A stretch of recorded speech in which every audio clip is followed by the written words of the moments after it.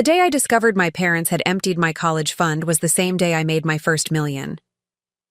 They never knew that while they were transferring my future to my brother's hands, I was building an empire from my bedroom.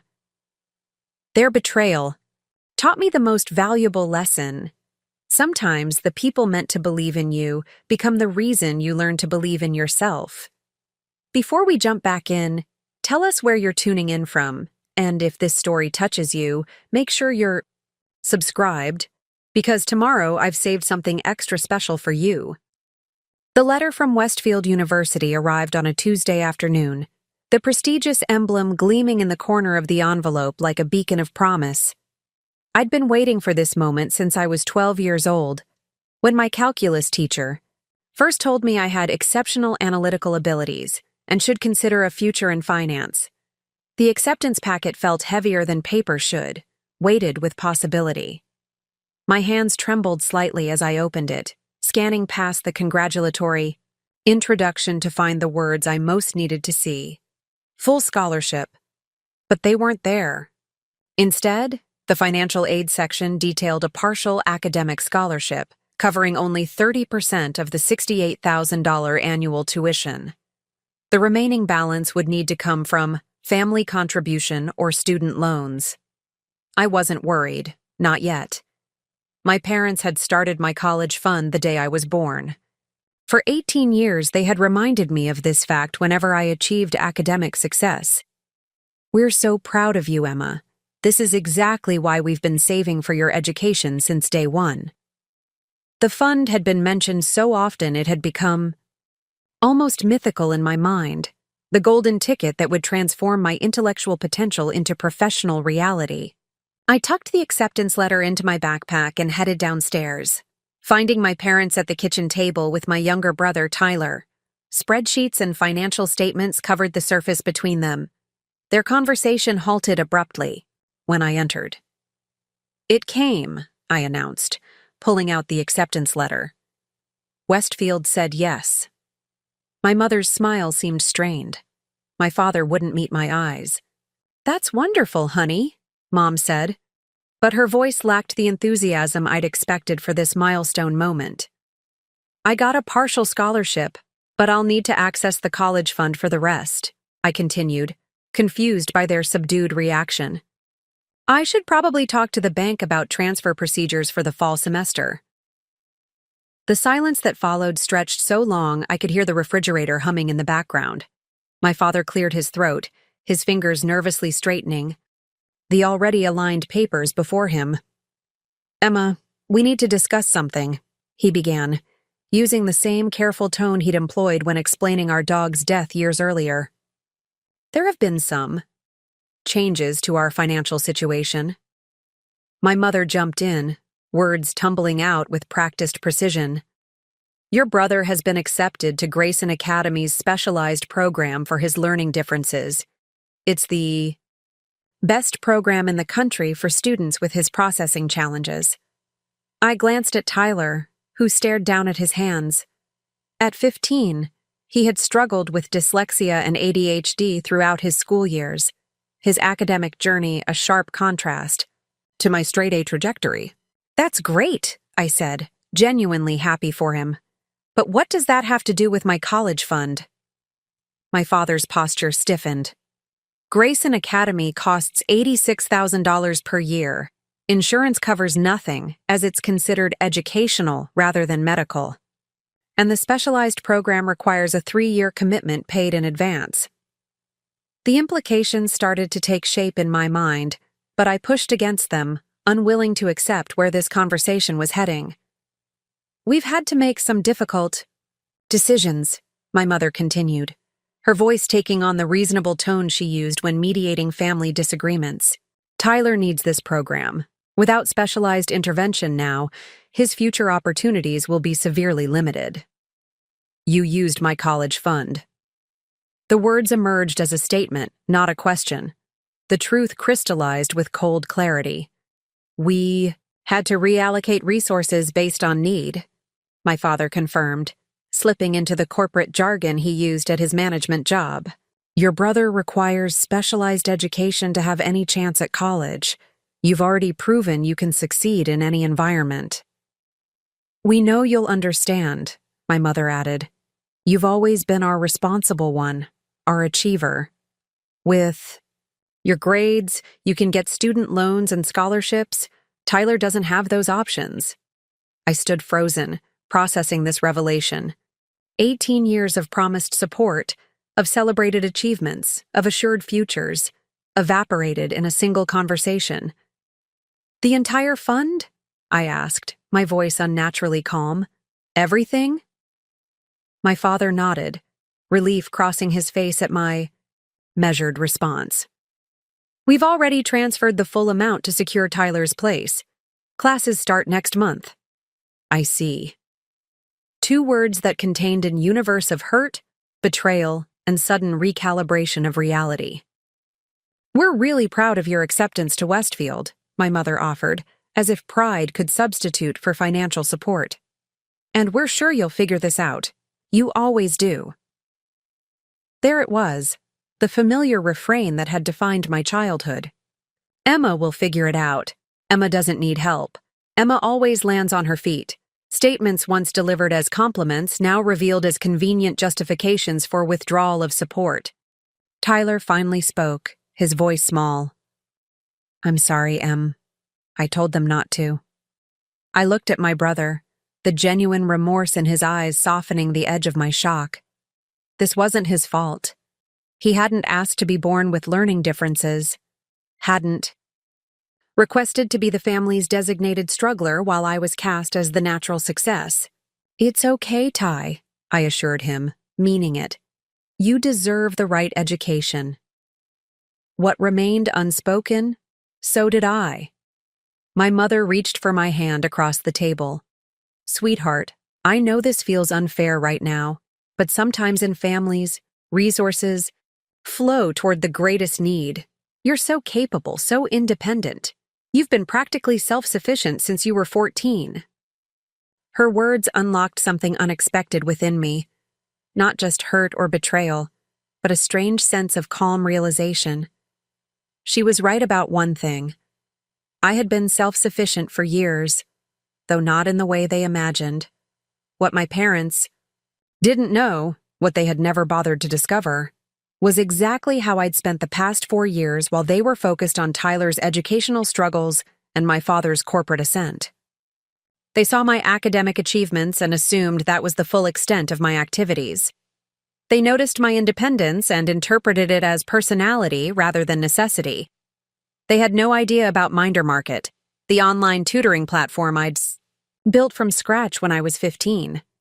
What had started as a simple website matching honors students with middle schoolers needing homework help had evolved into a comprehensive educational support system serving 12 school districts across 3 states. The initial investment of $400, saved from years of birthday money and part-time shelving at the library, had grown exponentially through careful reinvestment and strategic expansion. They didn't know about the algorithms I'd developed to optimize. Tutor-student matching based on learning styles and subject mastery levels. They were unaware of the venture capital meeting I'd taken last month, disguised as a study group, where investors had valued my company at $8, $2 million and offered $1, $4 million for a 17% stake. They had never asked why I spent so many evenings in my room with my door closed. They assumed I was studying while I was actually managing a team of 26 part-time employees, negotiating contracts with school administrators, and developing the mobile application that had just launched in beta last week. The full scholarship I'd hoped for from Westfield wasn't just for financial necessity. It was to avoid explaining to my parents why I didn't actually need their college fund. I had planned to keep my business success private until after graduation, allowing me to grow my company without their well-intentioned but controlling involvement. Now, staring at their expectant faces, waiting for my acknowledgement that their decision was reasonable, that their reallocation of my future was acceptable, I realized I had a choice. I could reveal everything, prove I didn't need their money, after all. Or I could keep my success private, maintaining the independence that had allowed me to build something entirely my own. I understand, I finally said, the words feeling oddly liberating. I'll figure it out. My mother's shoulders relaxed visibly. My father nodded with approval at my maturity. They had expected resistance, tears, perhaps a teenage outburst. Instead, they received calm acceptance they mistook for acquiescence rather than recognizing it as strategic decision. That's our girl, my father said, pride mixing with relief. Always practical. I excused myself and returned to my room, closing the door quietly behind me. On my desk, my laptop displayed an email I'd received earlier but hadn't opened yet. Confirmation from my attorney that the venture capital agreement was ready for signatures. The subject line read, Minder Market funding round finalized. $1, 4M ready for transfer. The irony wasn't lost on me. In the same moment my parents eliminated the financial support they had promised throughout my childhood, the business I'd built without their knowledge or assistance was about to deposit 20 times that amount into an account they didn't know existed. I opened the acceptance letter from Westfield again, reading the details more carefully now. The partial scholarship covered $2,400 annually, not insignificant, but leaving a substantial gap of $4,700 per year. Without the college fund, most students would be looking at crushing loan debt by graduation. My phone buzzed with a text from Layla, my best friend and the only person who knew about Minder Market. Did you tell them yet about the VC deal? She wrote. No, I replied, and I'm not going to. Things just got interesting at home. What happened? I considered how to explain the situation, finally settling on the simplest truth. They gave my college fund to Tyler, all of it. Layla's response was immediate and indignant, filled with explosive emoji and suggestions for confrontation. I appreciated her loyalty, but felt oddly detached from her outrage. The betrayal stung.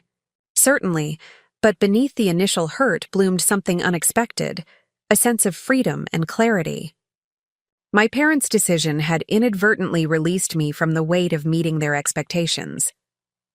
The unspoken contract of my childhood, academic perfection in exchange for financial support, had been unilaterally terminated. And in its absence, I found myself fully owning the success I'd built independently. I picked up my phone again and texted Layla back. Actually, I think this might be the best thing that could have happened. My laptop pinged with an incoming video call request. Jason Chen, the lead investor from Horizon Ventures.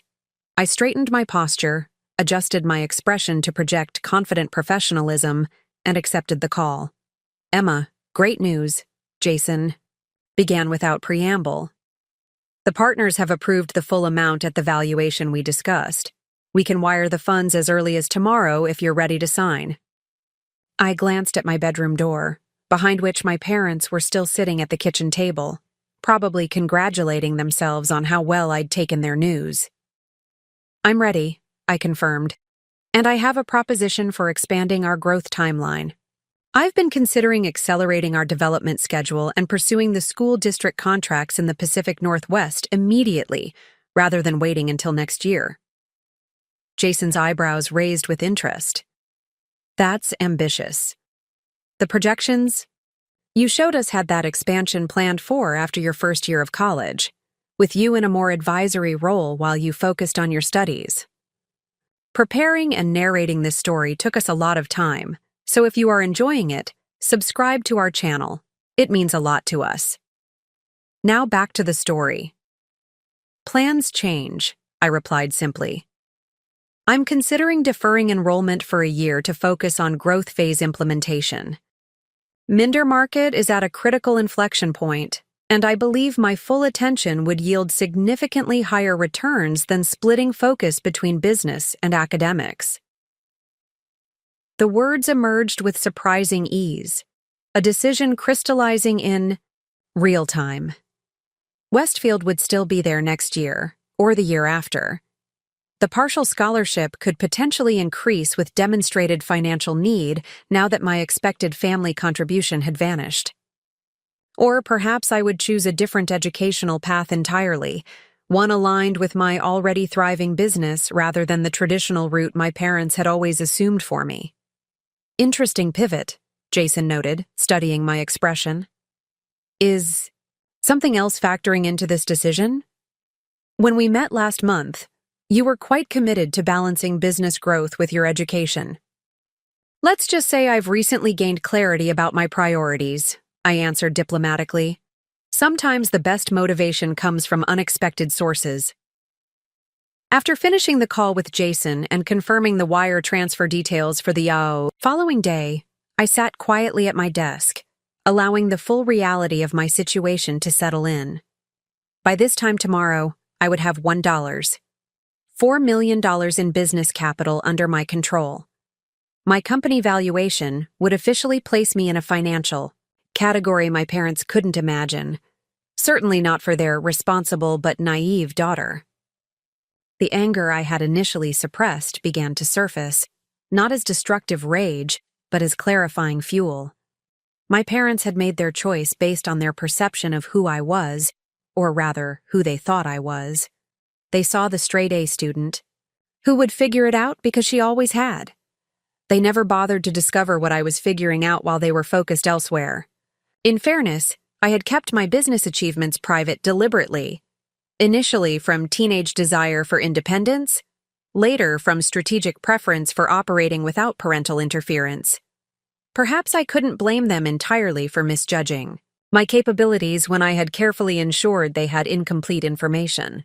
Yet the ease with which they had redistributed my future revealed something essential about our relationship. Their confidence in my self-sufficiency had become convenient justification for withdrawing support. My competence had been weaponized against me, twisted into rationale for why I deserved less while my brother deserved more. I pulled out a notebook and began methodically listing my options. The organized approach to problem-solving that had built my business now applied to my personal crossroads. The logical pathways spread across the page. 1. Attend Westfield with loans and part-time business management. 2. Defer enrollment for 1 year, focus on business growth, reapply for additional scholarships.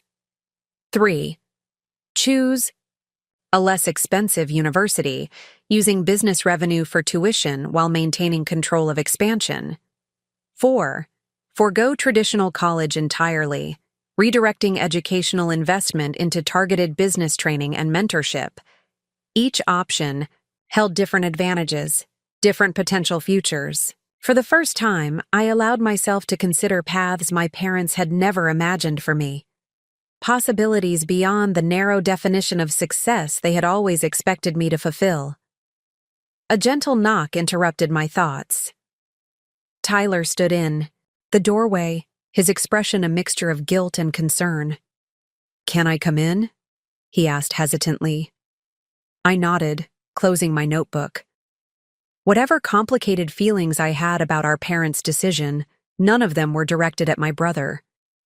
"I told them it wasn't fair," he said, sitting on the edge of my bed. "I said I could go to public school for another year while they saved more money." "It's not your responsibility to fix this, Ty," I assured him. "Grayson Academy sounds like exactly what you need right now." "But what about what you need?" he persisted. "You've worked so hard for Westfield. It's not right that they just took your future and gave it to me." His phrasing struck me.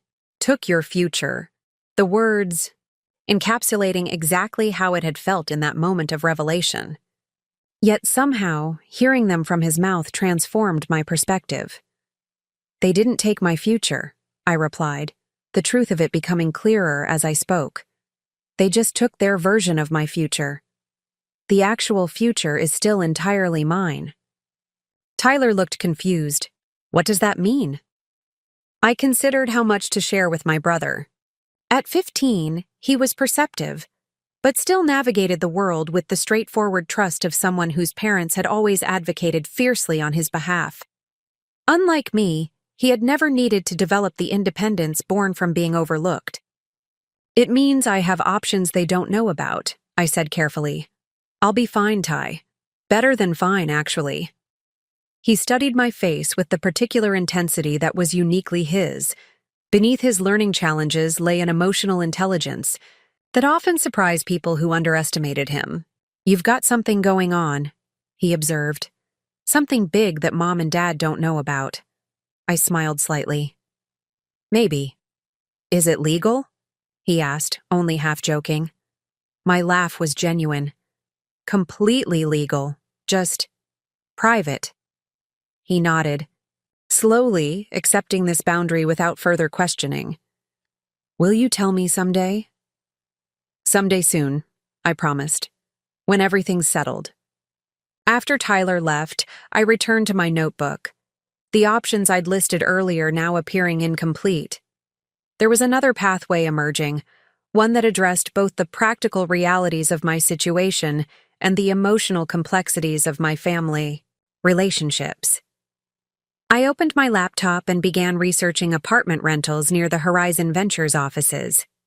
If I was going to commit fully to business development for the next year, proximity to my investors and advisors would be strategically advantageous. The thought of moving out, of establishing independence not just financially but physically, sparked both anxiety and exhilaration. My phone buzzed with an email notification from Westfield's admissions office, responding to a deferment inquiry I didn't remember sending. Confused, I opened the message to find they were confirming receipt of my deferment request due to extraordinary entrepreneurial opportunity, and would hold my partial scholarship for the following academic year. A second email arrived moments later, this one from Layla. "I hope you don't mind, but I took the liberty of drafting a deferment request using that template we created for Jennifer's gap year application. Figured you might need options while processing your parents' betrayal. Feel free to follow up with Westfield if you want to pursue a different path. Love you either way." I smiled at my friend's presumptuousness and surprising accuracy. She had anticipated exactly the direction my thoughts were heading, removing one administrative obstacle before I'd even articulated my plan. The path forward was beginning to crystallize, not with the clarity of certainty, but with the tentative shape of possibility. I would sign the venture capital agreement tomorrow. I would accelerate Minder Market's expansion timeline. I would find an apartment near the business district.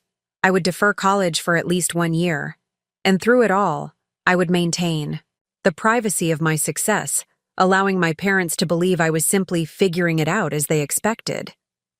Not from spite or secrecy, but from the growing recognition that the greatest freedom lay in being underestimated, in building something extraordinary while others assumed you were merely coping. The last light of evening faded outside my window as I finalized my plans, a strange sense of gratitude gradually replacing my initial hurt. My parents' decision, intended to solve one problem, had inadvertently liberated me from the constraints of their expectations. In redistributing resources toward my brother's needs, they had unwittingly given me something far more valuable than a college fund: the absolute freedom to define success entirely on my own terms. Tomorrow would begin, the first day of my independent life. Tomorrow, I would become a millionaire while my parents believed I was scrambling for student loans. Tomorrow, the future they thought they had redirected would reveal itself as a path I had already been paving, brick by meticulous brick, while they were looking elsewhere. I closed my notebook, a sense of calm purpose replacing the turmoil of earlier hours. The day had begun with betrayal but would end with determination. My parents gave my college fund to my brother. They had no idea I'd been building a fortune behind their backs. And for now, that would remain exactly how I wanted it. The signature on the venture capital agreement felt like more than a business transaction. It was a declaration of independence. Sitting in the glass-walled conference room at Horizon Ventures, surrounded by investors twice my age in tailored suits, I maintained the composed demeanor I'd cultivated through dozens of virtual pitches and strategy sessions. only the slight tremor in my hand as I completed the final signature betrayed the magnitude of the moment. "Congratulations, Emma," Jason Chen said, sliding the signed agreement to the paralegal for processing. "You're officially the youngest founder in our portfolio." Patrick Donnelly, the managing partner who had initially been skeptical about investing in a teenager's company, nodded with newfound respect. "The wire transfer will be completed by end of business today. $4 million for 17% equity, exactly as agreed." "Thank you for your confidence," I replied, the practiced response masking the exhilaration building beneath my professional veneer. Minder Market's expansion strategy begins implementation immediately. The remainder of the meeting passed in a blur of projected timelines, milestone expectations, and governance protocols. I answered questions with the detailed precision that had impressed these investors initially, demonstrating my comprehensive understanding of both educational market dynamics and technical implementation challenges. By the time we concluded, even Patrick's earlier reservations seemed fully resolved. "Your parents must be extraordinarily proud," he commented as we gathered our materials. "Not many teenagers build seven-figure companies from their bedrooms." The question momentarily caught me off guard. Throughout the negotiation process, I had skillfully avoided discussing my age or family situation, focusing exclusively on business metrics and growth projections. The investors knew I was young. My ID verification for the banking documents had confirmed that. But I had carefully maintained an ambiguous narrative around my personal circumstances. "My family situation is complicated," I answered diplomatically. "Minder Market has been a primarily independent venture." Jason gave Patrick a subtle look that suggested this topic had already been privately discussed. "Emma's demonstrated remarkable self-sufficiency," he interjected smoothly. "That's precisely what impressed our investment committee." I offered a grateful nod to Jason as we exited the conference room. In our preliminary discussions, I had shared just enough about my circumstances for him to understand my desire for operational independence without revealing the full complexity of my family dynamics. "We've arranged temporary access to our incubator space while you secure permanent offices," Jason explained as he walked me through Horizon's sleek headquarters. "Full administrative support, meeting rooms when needed, and our technical team available for consultation should help with the transition." The transition he referenced extended beyond business infrastructure to personal circumstances he couldn't fully comprehend. In the 24 hours since discovering my parents had emptied my college fund, I had set in motion plans that would completely transform my life trajectory. The apartment I had researched last night had already been secured with a deposit this morning. A one-bedroom unit in the business district, available for immediate occupancy thanks to an expedited application and 3 months' rent paid up front from my existing business account. "That's extremely helpful," I acknowledged.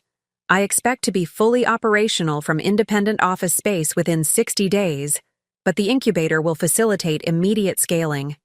As we reached the building lobby, Jason hesitated before offering a final observation. "You know, most founders we back take at least a few days to celebrate before diving into implementation. Maybe consider giving yourself an evening to appreciate this milestone." 18 and securing seven-figure funding is genuinely extraordinary. His suggestion, while well-intentioned, revealed the gap between his perception of my circumstances and reality. He assumed I had the luxury of celebration, of pausing to acknowledge achievement before moving forward. He couldn't understand the urgency driving my acceleration, not just business opportunity, but personal necessity. "I'll consider it," I promised non-committally, knowing my evening was already allocated to moving essential belongings to my new apartment while my parents attended Tyler's school orientation, the first step in extracting myself from home without immediate confrontation. Outside the Horizon building, I checked my phone to find 6 missed calls from my mother and a text asking where I was, as she had stopped by the library expecting to find me there. I had told my parents I was researching scholarship options, a reasonable excuse for an all-day absence that aligned with their expectations of how I would figure out my college financing. I texted back a brief reply.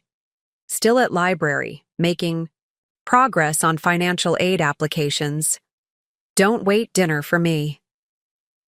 The casual deception came with surprising ease, justified by the larger truth my parents had demonstrated with their actions. They considered me capable of handling my own affairs, so I was simply fulfilling their expectations in ways they couldn't anticipate.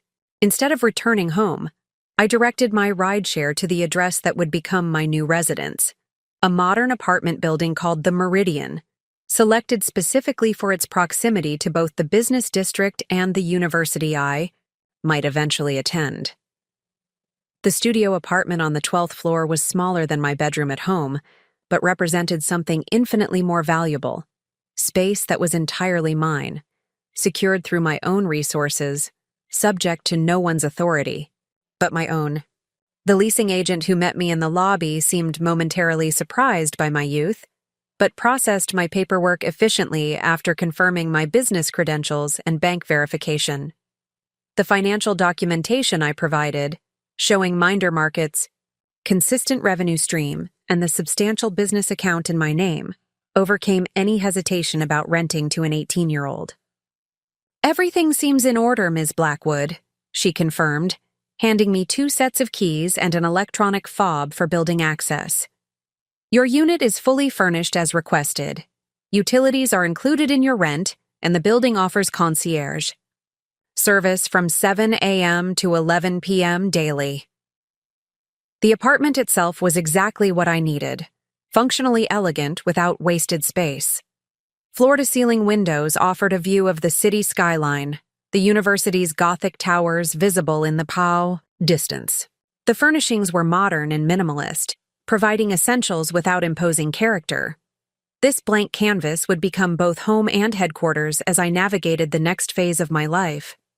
Standing alone in this empty space, I allowed myself a moment of unfiltered emotion, the release of tension I had carefully contained throughout meetings with investors and leasing agents. The anger, hurt, and determination that had propelled me through the past 24 hours converged in a wave of overwhelming intensity. I wasn't just securing business funding or renting an apartment. I was fundamentally rewriting the narrative of my life, shifting from dependent daughter to independent adult without the transitional buffer most college students experienced. My phone vibrated with another text from my mother. Dad and I are leaving for Tyler's orientation. Leftovers in the fridge. Financial aid office at Westfield closes at 5 p.m. if you want to call them today. Her message crystallized the parallel. Realities I now inhabited. In her understanding, I was a diligent daughter researching scholarship options, adjusting to disappointment with practical resilience. Meanwhile, I had just signed papers making me the recipient of $4 million in DI venture capital and secured an independent apartment where I planned to live while running my expanding company. The divergence between these narratives should have felt deceptive, yet instead seemed like the natural culmination of years of mismatched perceptions. My parents had consistently viewed me through a lens of their own construction. The responsible child who needed minimal attention because she always succeeded independently. I had simply fulfilled their perception to its logical extreme, succeeding so independently they couldn't comprehend the magnitude of what I had built. I responded with deliberate vagueness. Thanks. Making good progress here. With my parents. Now headed to Tyler's school orientation, a 2-hour drive each way plus the extended program, I had the perfect window to retrieve essential belongings from home without confrontation. I had already prepared mentally for this practical extraction, identifying the irreplaceable items I would need immediately while leaving enough personal effects behind to avoid triggering immediate questions about my intentions. The rideshare back to my parents' house took 20 minutes, during which I finalized logistics with Layla, who had agreed to help with the move. "Are you sure about this?" she texted. "Moving out without telling them seems extreme, even considering what they did. I'm not disappearing, I clarified. Just establishing necessary space. They'll know where I am, eventually. When I arrived home, Layla was waiting in her car, trunk already empty in preparation for transporting my belongings. Her expression conveyed concern, mixed with reluctant admiration. This is either the most badass response to parental betrayal in history, or a quarter-life crisis happening about 7 years early, she observed, following me inside. Possibly both. It's a strategic business decision with personal benefits, I replied, heading upstairs to begin selecting items for immediate relocation. Minder Market needs dedicated leadership during this expansion phase. The venture capital timeline doesn't accommodate family drama. Layla raised an eyebrow. Right. Nothing to do with showing your parents they severely underestimated you. I paused in the middle of filling a suitcase with carefully selected clothing. That's not the primary motivation. But definitely a satisfying side effect, she pressed. Perhaps, I conceded, resuming my methodical packing. But this isn't about revenge. It's about creating necessary conditions for success on my own terms. We worked efficiently, filling her car with the essentials I would need immediately. Clothing, personal care items, my primary laptop and technical equipment, financial documents, and a few sentimental objects with irreplaceable value. I left enough in my room to maintain the appearance that I was still living at home. Books on shelves, decorative items on surfaces, less frequently worn clothing in drawers. What exactly are you going to tell them? Layla asked as we carried the last load to her car. When they realize you're not sleeping here anymore? It was the question I had been carefully avoiding in my strategic planning, the emotional confrontation that would inevitably follow my practical extraction. The logical pathways of business expansion were straightforward, compared to the complex negotiations of family relationships, transformed by unexpected revelations. The truth, I finally decided. Just not all at once. They'll get information proportional to their demonstrated readiness to understand what I've built. Layla looked skeptical. And you think they'll just accept that you've moved out at 18 without parental support because... Why exactly? You're suddenly independently wealthy from a secret business they know nothing about? They already believe I can figure things out independently, I reminded her, closing the trunk on the physical representations of my transition. I'm simply exceeding their expectations. Back at the Meridian, we transferred my belongings to the apartment that would serve as both living space and temporary business headquarters. The process was quick, but weighted with significance. Each item placed representing another step into self-determined adulthood. It's actually nice, Layla acknowledged, surveying the space after we had arranged my belongings. Sterile, but nice. Very you. Functional, I corrected. And exclusively mine. So what happens tomorrow? She asked, settling onto the modern sofa that had come with the furnished unit. You just don't go home? Start running your $1 million company from this apartment while your parents think you're at the library applying for scholarships? Put so bluntly, the situation sounded more extreme than it had in my carefully reasoned planning. Yet the alternative, immediately revealing everything to parents who had demonstrated they didn't truly see me, felt equally impossible. Tomorrow I meet with my development team to accelerate our timeline for the Pacific Northwest expansion, I explained, focusing on the structured certainty of business operations rather than the messy complexity of family dynamics.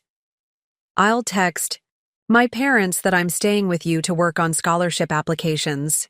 It buys me 48 hours to establish operational systems here before navigating the personal conversation. Layla's expression suggested she found this approach dubiously rational, but wasn't going to argue further. And when those 48 hours are up?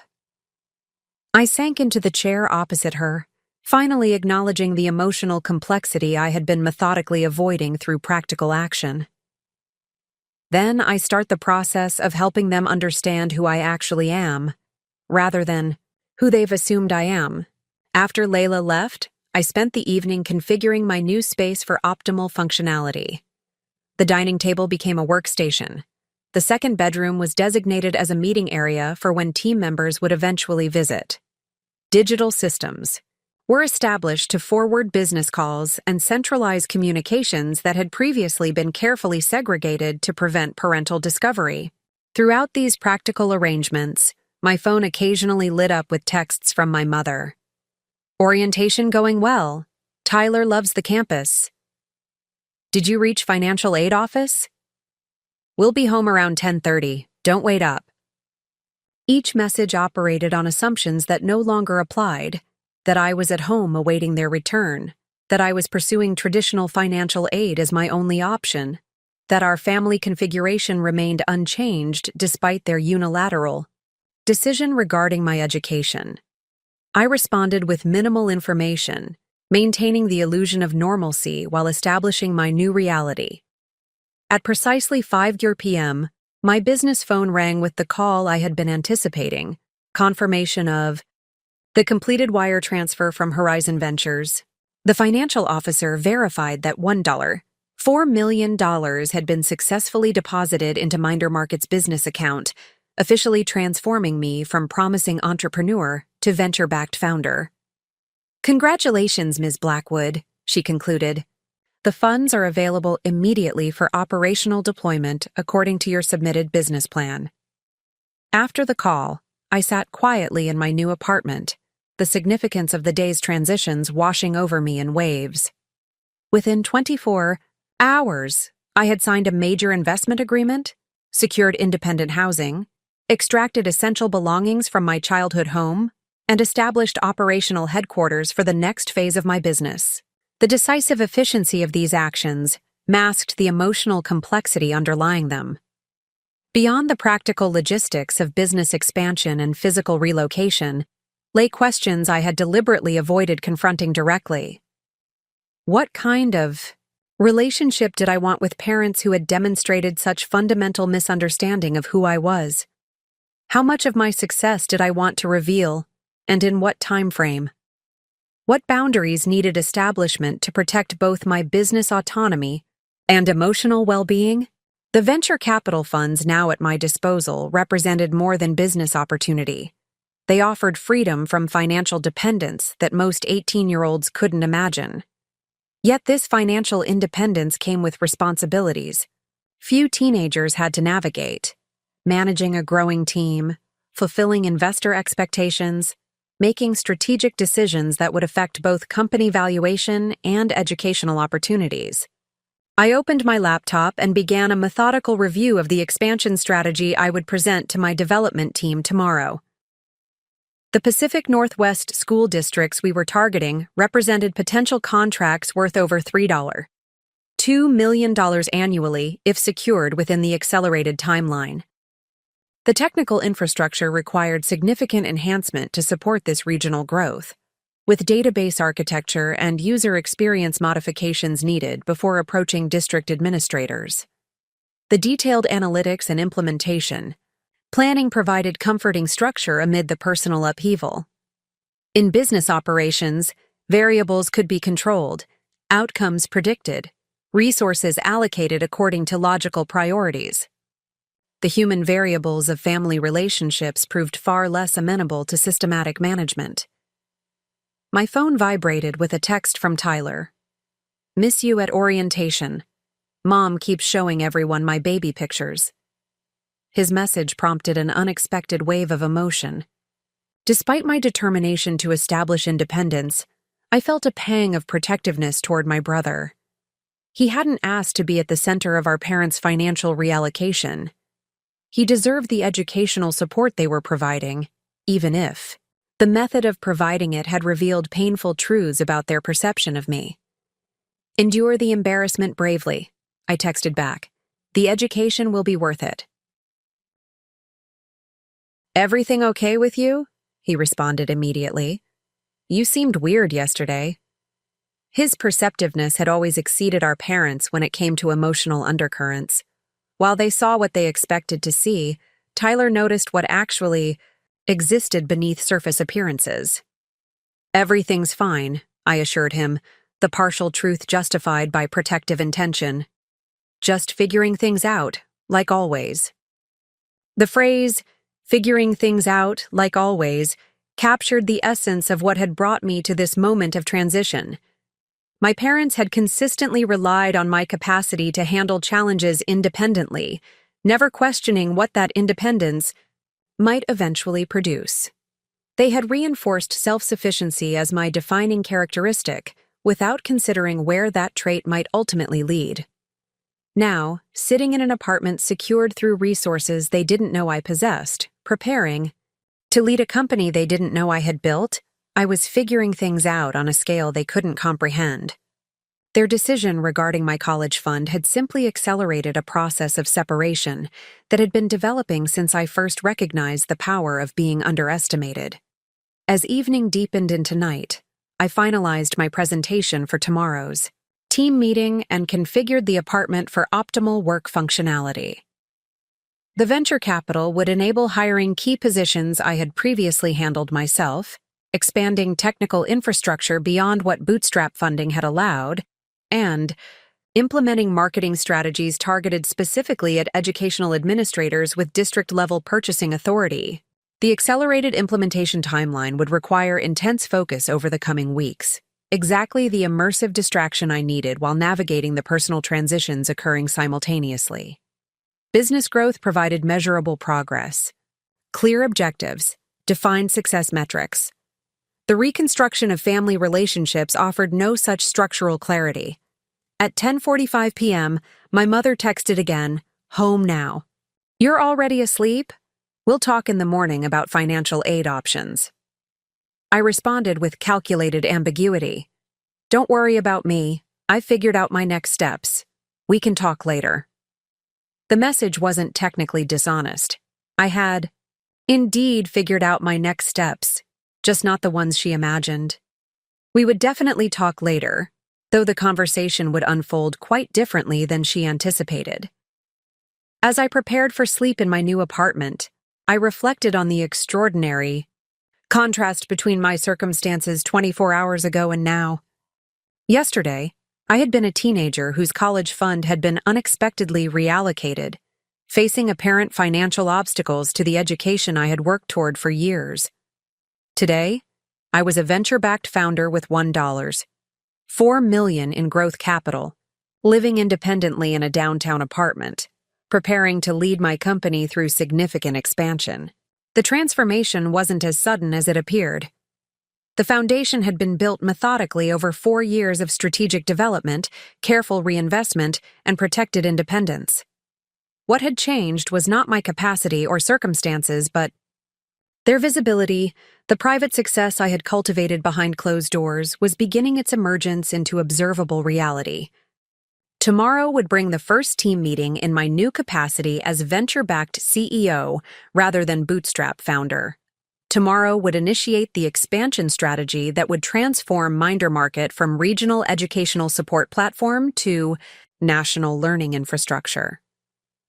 Tomorrow would begin the gradual revelation to my parents that their responsible, achievement-oriented daughter had built something far beyond their limited perception of her capabilities. As I drifted towards sleep, I felt a curious sense of gratitude beneath the lingering hurt of their decision. In reallocating my college fund to my brother, my parents had inadvertently liberated me from the constraints of their expectations. They had cleared the path for me to pursue success defined by my own metrics, rather than conventional milestones they understood. Sometimes the most powerful motivation emerges from unexpected sources. Sometimes being underestimated creates the perfect conditions for extraordinary achievement. Sometimes losing what you thought you needed reveals what you can create entirely, on your own. The MinderMarket development team filled the private meeting room I had reserved at Horizon's incubator space, their expressions a mixture of curiosity and anticipation. Most had worked with me exclusively through virtual channels. Our constrained bootstrap budget had necessitated remote collaboration and limited in-person interaction. Now, gathered in the gleaming conference room with panoramic city views. The reality of our venture capital success was tangibly evident. "Thank you all for coming on such short notice," I began, standing at the head of the polished table that reflected the morning light. "As you know, Horizon Ventures has completed their investment, with funds already accessible for immediate operational deployment." I displayed the expansion strategy on the room's presentation screen, the ambitious timeline prompting several raised eyebrows among the senior developers.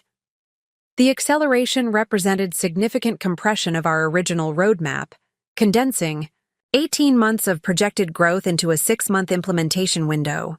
This accelerated timeline means restructuring our approach to the Pacific Northwest market entry, I continued, advancing through detailed slides outlining technical infrastructure enhancements, user experience modifications, and administrative interface improvements.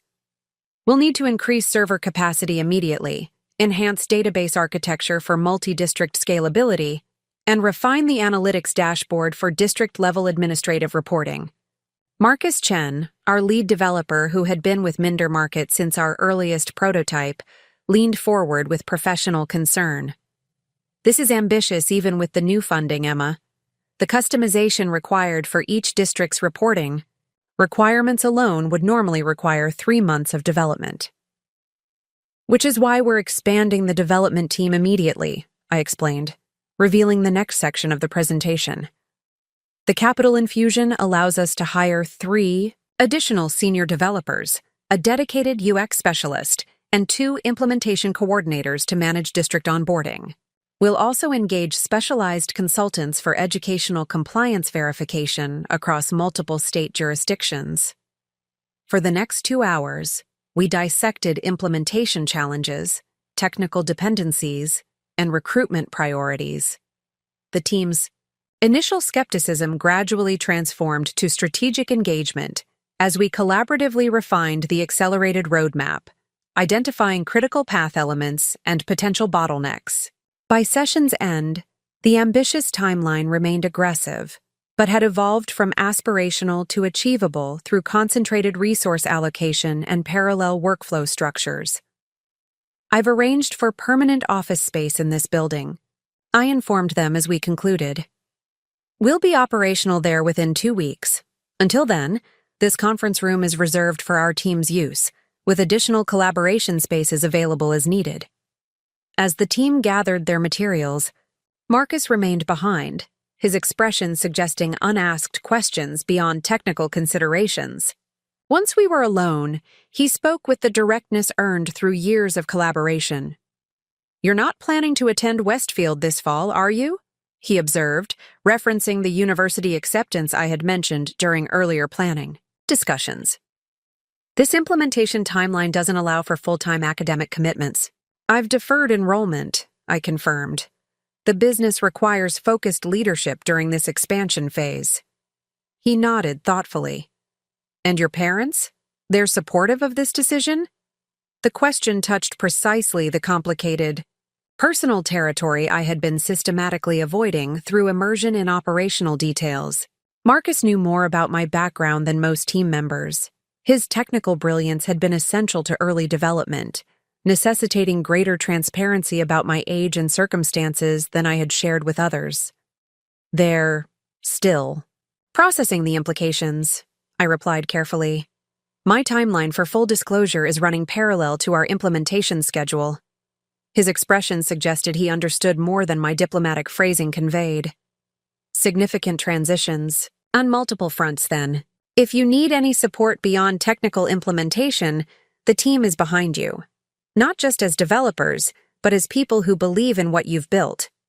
His unexpected offer of personal support momentarily disrupted my carefully maintained professional composure. Throughout Minder Market's development, I had deliberately established boundaries between business objectives and personal circumstances, compartmentalizing leadership responsibilities from teenage complications. Marcus's simple acknowledgement that these realms inevitably intersected created a brief but noticeable crack in that separation. "Thank you," I managed, quickly recovering my poised demeanor. The next phase will certainly require coordinated effort across all dimensions. After Marcus departed, I remained in the conference room, reviewing recruitment profiles for the positions we needed to fill immediately. My phone had remained deliberately silent throughout the meeting, set to business-only notifications with personal communications muted until professional priorities were addressed. Now, reactivating full functionality, I found 17 missed calls from my mother, 5 from my father, and a stream of increasingly concerned text messages.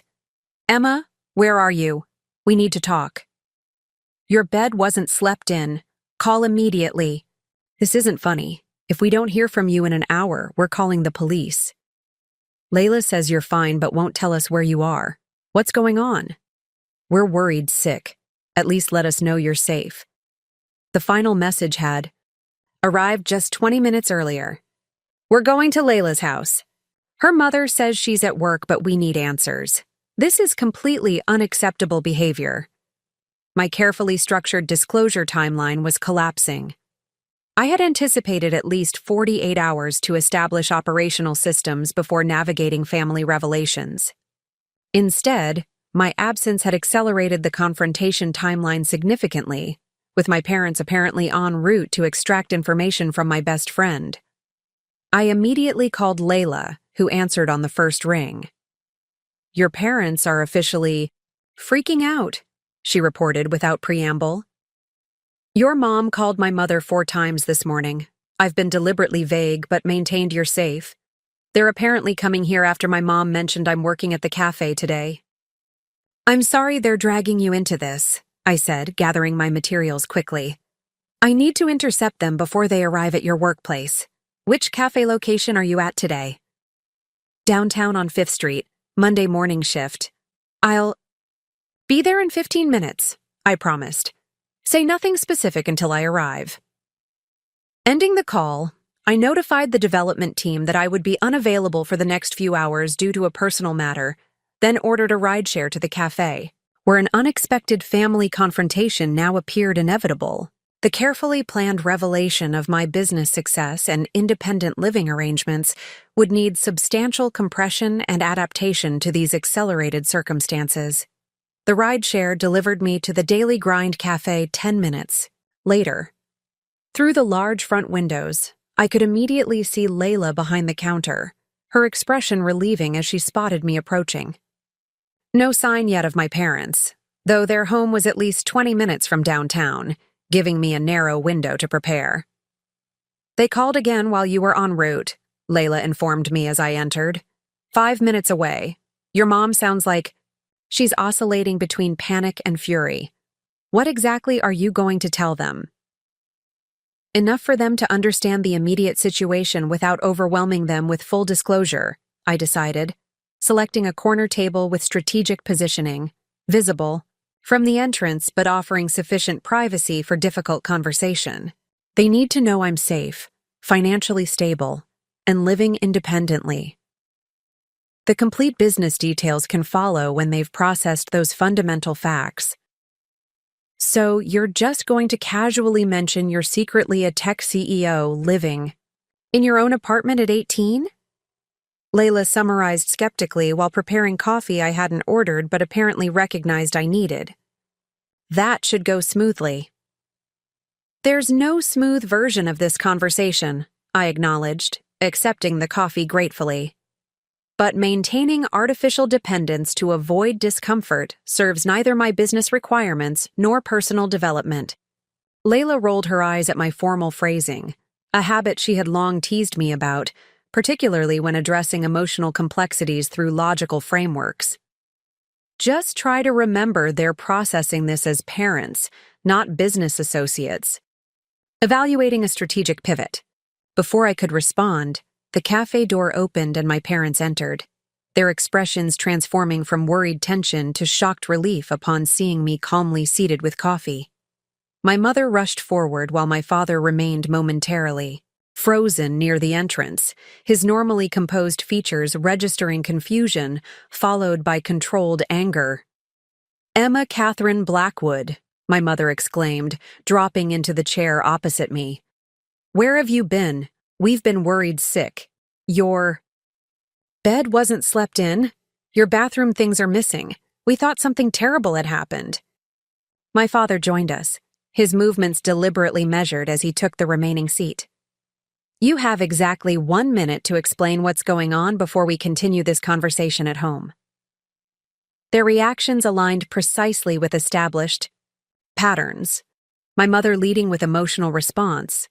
My father asserting control through authoritative positioning.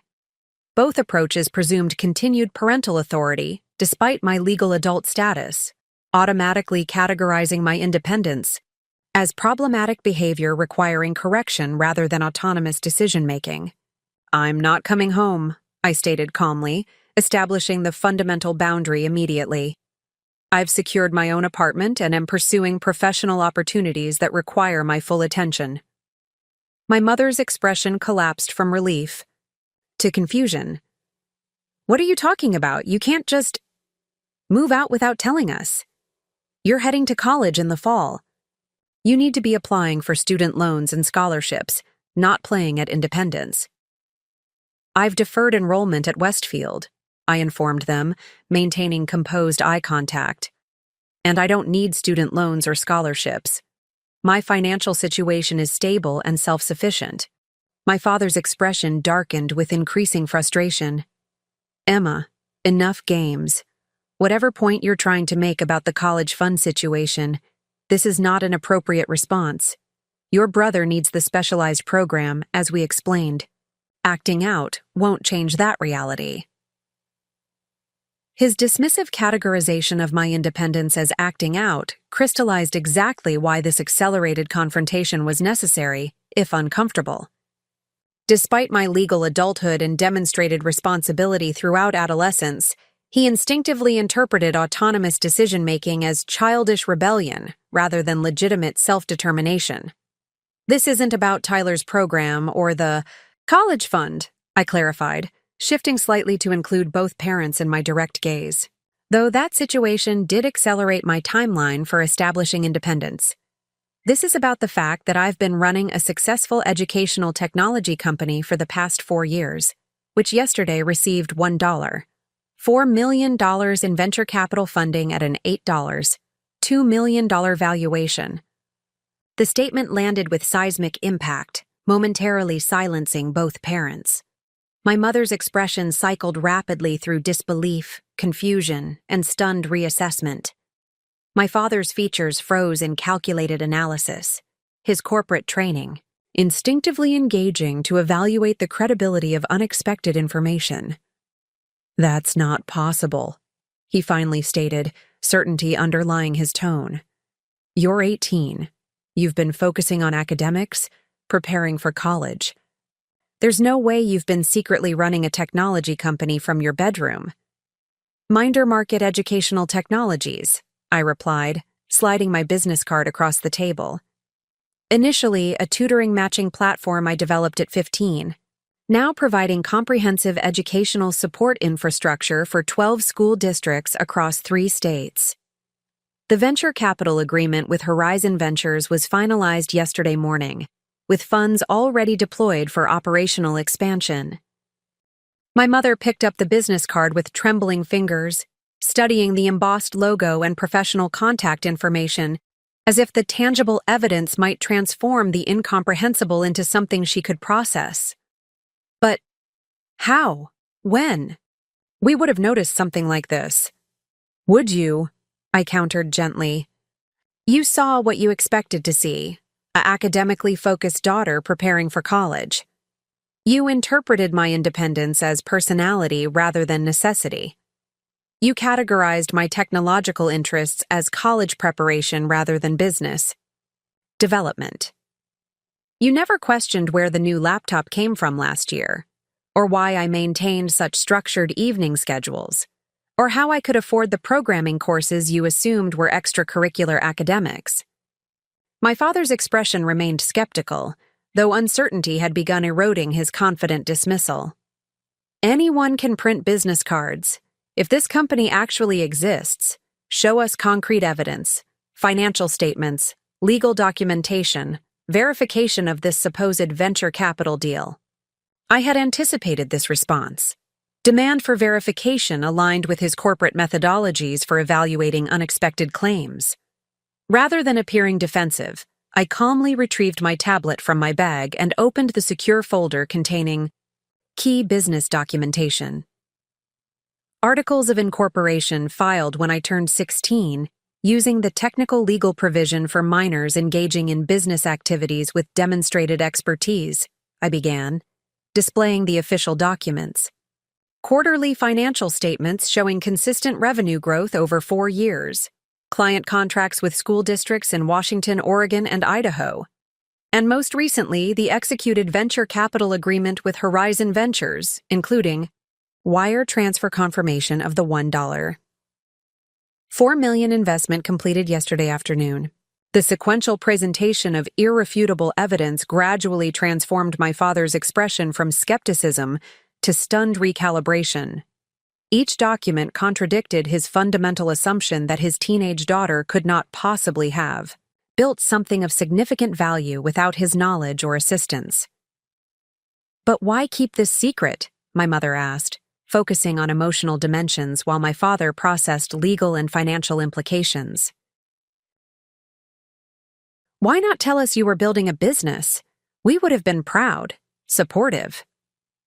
The question revealed the essential disconnect between their perception and reality, the assumption that their discovery of my activities would have resulted in simple pride and support rather than attempted control, redirection, or appropriation of decision-making. "I needed operational independence," I explained carefully.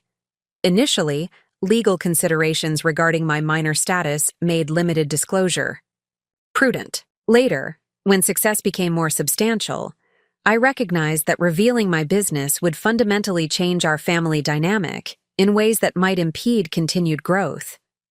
"That's absurd," my father interjected, finding his voice. "We've always supported your achievements, your independence. We would have helped you navigate business challenges, provided guidance." "The way you provided guidance about my college fund?" I interrupted, the calm question carrying more impact than accusation would have. "You made a unilateral decision about resources explicitly designated for my future because you fundamentally believed I would simply figure it out independently. That assumption accurately reflected how you viewed my capabilities all along. I merely fulfilled your perception to its logical conclusion." The observation landed with precision, momentarily silencing both parents as they confronted the contradiction between their stated supportive intentions and their demonstrated behavioral patterns. My mother's expression shifted toward dawning recognition while my father maintained defensive posture. "That was different," he insisted. "A necessary family decision based on unequal needs between siblings. It had nothing to do with underestimating your capabilities. It had everything to do with how you perceive me fundamentally," I corrected gently. "You've always categorized me as self-sufficient, requiring minimal support because I consistently succeeded independently. That perception wasn't wrong. I am self-sufficient. I have built something valuable through my own efforts. I can indeed figure things out without parental intervention." The misalignment was in assuming my independence wouldn't eventually extend to complete self-determination. My mother reached for my hand across the table, her expression softening with emotional recognition that contrasted with my father's continued analytical resistance. "Emma, we never meant to make you feel you needed to hide your accomplishments. We've always been enormously proud of you." "I know," I acknowledged, accepting her touch briefly before withdrawing to maintain composed boundaries. "But pride in achievements isn't the same as recognizing autonomy. You've been proud of my academic success, my responsible nature, my problem-solving abilities. Those were qualities that reflected well on your parenting while remaining within expected parameters for teenage accomplishment. Minder market represents something categorically different. Achievement outside parental oversight or established pathways." My father leaned forward, business instincts apparently overriding parental confusion as he processed the financial implications of what I had revealed. 8.2 million valuation for an educational technology platform developed by a teenager? These investors clearly don't understand the market dynamics if they're throwing that kind of money at an untested concept. His automatic dismissal of my company's value, reducing 4 years of methodical development and demonstrated market success to an untested concept, highlighted exactly why independent operation had been necessary. His corporate lens automatically categorized my business through diminishing parameters rather than engaging with its demonstrated metrics. Horizon Ventures completed extensive market analysis and financial due diligence before offering investment, I replied evenly. Minder Market's existing contracts generate consistent annual revenue with 42% margins, and our proprietary matching algorithms have demonstrated 28% improvement in educational outcomes across implemented districts. The valuation reflects verified performance metrics, not speculative potential. My precise command of business terminology and performance indicators momentarily disoriented him. This language belonged to boardrooms and executive meetings, not family discussions with teenage daughters. The cognitive dissonance was evident in his expression as he struggled to reconcile the professionally articulate CEO before him with the academically successful daughter he thought he understood. I still don't understand why you felt you needed to leave home without telling us, my mother interjected, redirecting toward emotional rather than financial considerations. Regardless of this business situation, we're your parents. You can't just disappear overnight. The accelerated business timeline following venture investment requires dedicated focus and operational independence, I explained. Living independently eliminates unnecessary complications while facilitating optimal work conditions. Additionally, my apartment's proximity to both the business district and eventually Westfield creates strategic advantages for long-term planning. My deliberately professional phrasing maintained emotional distance while conveying practical rationale. The truth, that their decision regarding my college fund had crystallized the necessity for complete independence, remained tacitly present but diplomatically unexpressed. So you've just moved out? Without discussion or planning? My father's tone suggested he was still processing this fundamental shift in family configuration. Where exactly are you living? How are you managing practical considerations, like transportation, household management, security? The questions revealed his instinctive reversion to logistical details he could potentially control rather than engaging with the core reality of my autonomous decision-making. His corporate mind sought operational vulnerabilities rather than acknowledging the fundamental reconfiguration of our relationship. I've secured a furnished apartment at the Meridian, I replied, referencing the upscale downtown building whose reputation would register immediately. All practical considerations have been addressed through careful planning and resource allocation. My relocation was executed efficiently with Layla's assistance. At the mention of her name, all three of us glanced toward the counter where Layla was pretending not to eavesdrop while wiping the same spot repeatedly. She offered an awkward wave before retreating to the back room, providing additional privacy for our increasingly complex conversation. The Meridian costs $2,800 monthly for their smallest units, my father noted, his knowledge of downtown real estate immediately engaging. You expect us to believe you're casually affording luxury apartments on a teenage startup's revenue? The venture capital investment includes allocated funds for appropriate business headquarters during expansion phase, I explained. My living arrangement represents a minor operational expense within our comprehensive financial strategy. My mother pressed her fingertips against her temples, visibly struggling to assimilate the cascade of revelations. This is too much. Too fast. Yesterday we thought you were researching scholarships for college. Today you're telling us you're a secret business owner with millions in funding, living independently in a luxury apartment, deferring college to run a company we didn't even know existed. Her overwhelmed response reflected exactly what I had anticipated. The reason I had originally planned more gradual disclosure rather than compressed revelation. The cognitive recalibration required substantial adjustment to core assumptions about who I was and what I had accomplished without their knowledge. I understand this is significant information to process, I acknowledged, softening my tone slightly. Which is why I had planned more measured disclosure over coming weeks rather than immediate confrontation. Your understandable concern about my unexpected absence accelerated the timeline substantially. You should come home while we figure this out, my father stated, automatic authority resurfacing despite the transformed context. Whatever business situation you've developed, there's no reason for immediate separation from family. We can discuss appropriate next steps together. His phrasing, figure this out, appropriate next steps, revealed continuing expectation of parental authority despite demonstrated evidence of my independent capability and legal adult status. The assumption that my business achievements should remain subject to familial oversight highlighted exactly why separate living arrangements were necessary for operational clarity. I won't be returning home, I stated definitively, maintaining composed eye contact. My apartment is established. Business operations are proceeding on accelerated timeline, and professional obligations require dedicated focus without unnecessary transitions. However, I'm happy to maintain regular family connection through scheduled dinners and appropriate communication. My mother's expression crumpled slightly at this explicit boundary statement. But you're still our daughter. We still need to be involved in your life, your decisions. I am absolutely your daughter, I confirmed, gentleness entering my voice.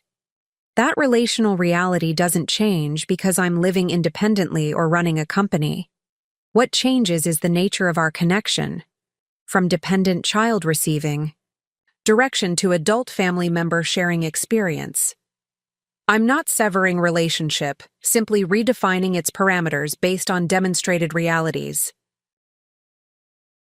My father leaned back, his expression suggesting strategic reassessment rather than emotional processing.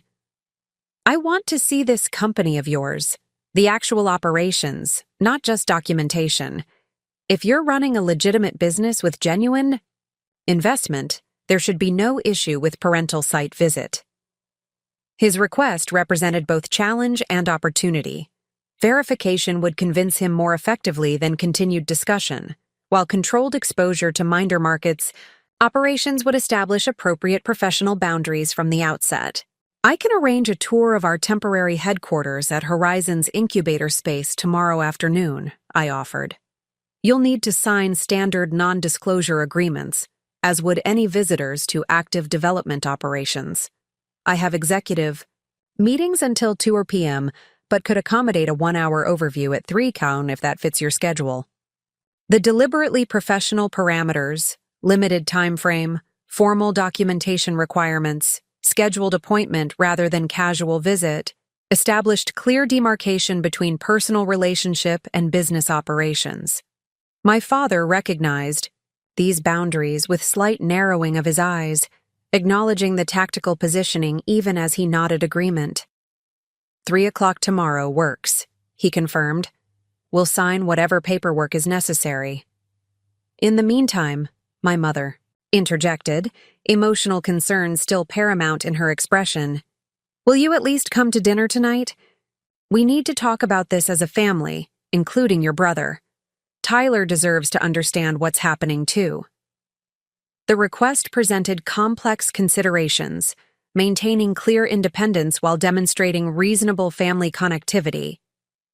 Complete separation would create unnecessary emotional damage, while immediate return to established family patterns might undermine the essential boundaries I had established. I can join you for dinner at 7 SAIC, I agreed after brief consideration. I have developer interviews scheduled until 6:30 that cannot be rescheduled, and I'll need to return to my apartment afterward to prepare for early meetings tomorrow. The specific parameters transformed what might have been considered normal, family dinner into negotiated engagement between autonomous parties. Exactly the relational reconfiguration necessary for sustainable connection moving forward. "We'll expect you at 7 then," my mother confirmed, relief evident in her expression despite the formality of our arrangement. "I'll make that pasta you like." Her immediate reversion to nurturing behavior through food preparation represented her most comfortable pattern of connection, demonstrating care through practical provision rather than navigating complex emotional terrain directly. I recognize this as her authentic attempt at reconciliation within established patterns. As our unexpected confrontation concluded and my parents prepared to leave, my father paused with one final observation. "You know, if you had just told us about this business from the beginning, we could have helped you develop it properly. My corporate connections alone would have—" "That's precisely why I maintained operational privacy," I interrupted gently. Minder Market needed to develop according to educational effectiveness parameters rather than conventional corporate metrics. Its value emerges specifically from student-centered design rather than typical market positioning. His expression suggested this perspective had never occurred to him, that deliberate distance from his corporate approach might represent strategic advantage rather than developmental limitation. This fundamental recalibration of assumed value hierarchy would require substantial processing beyond our current conversation. As they departed, my mother with lingering backward glances and my father with squared shoulders suggesting continued internal resistance, I remained at the corner table, processing the unexpected acceleration of my disclosure timeline. The confrontation had unfolded differently than my planned gradual revelation, yet had established essential boundaries while maintaining possibility for transformed relationship. Layla emerged from the back room, sliding into the seat my mother had vacated. Well, that was intensely civilized for what was essentially a teen declaring independence and revealing secret millionaire status to stunned parents. "You guys are freakishly controlled." Emotional volatility would serve no constructive purpose, I noted, though her observation accurately highlighted my family's characteristic engagement style, contained, analytical, and precision-focused even in moments of significant emotional disruption. "So, family dinner tonight and company tour tomorrow? You're actually letting them into your business world already? Wasn't the whole point to keep those realms separate?" Her question identified the core strategic adjustment I was processing. The accelerated timeline necessitated integrated approach rather than compartmentalized revelation. The challenge now involved establishing appropriate boundaries within connected spheres, rather than maintaining complete separation. Complete separation proved unsustainable given practical circumstances, I acknowledged. Controlled integration, with clearly established parameters, represents more viable long-term strategy. Layla rolled her eyes at my formal phrasing. "In human terms, you'll let them see your impressive company so they'll take you seriously, but you're keeping your apartment as sanctuary from parental involvement." Her translation wasn't entirely inaccurate. The company tour demonstrates credibility while establishing professional boundaries. Independent living arrangements maintain necessary personal autonomy. Both support sustainable redefinition of family relationship within adult parameters. As I prepared to leave for my afternoon developer interviews, I reflected on the unexpected confrontation's outcomes. The accelerated revelation had compressed months of gradual disclosure into a single intense conversation, creating immediate cognitive dissonance for my parents as they struggled to reconcile their perception of their academically successful daughter with the reality of the business leader I had become without their knowledge. The path forward would require careful navigation, maintaining professional boundaries while rebuilding family connection on transformed terms. Yet beneath the pragmatic considerations lay unexpected emotional recognition.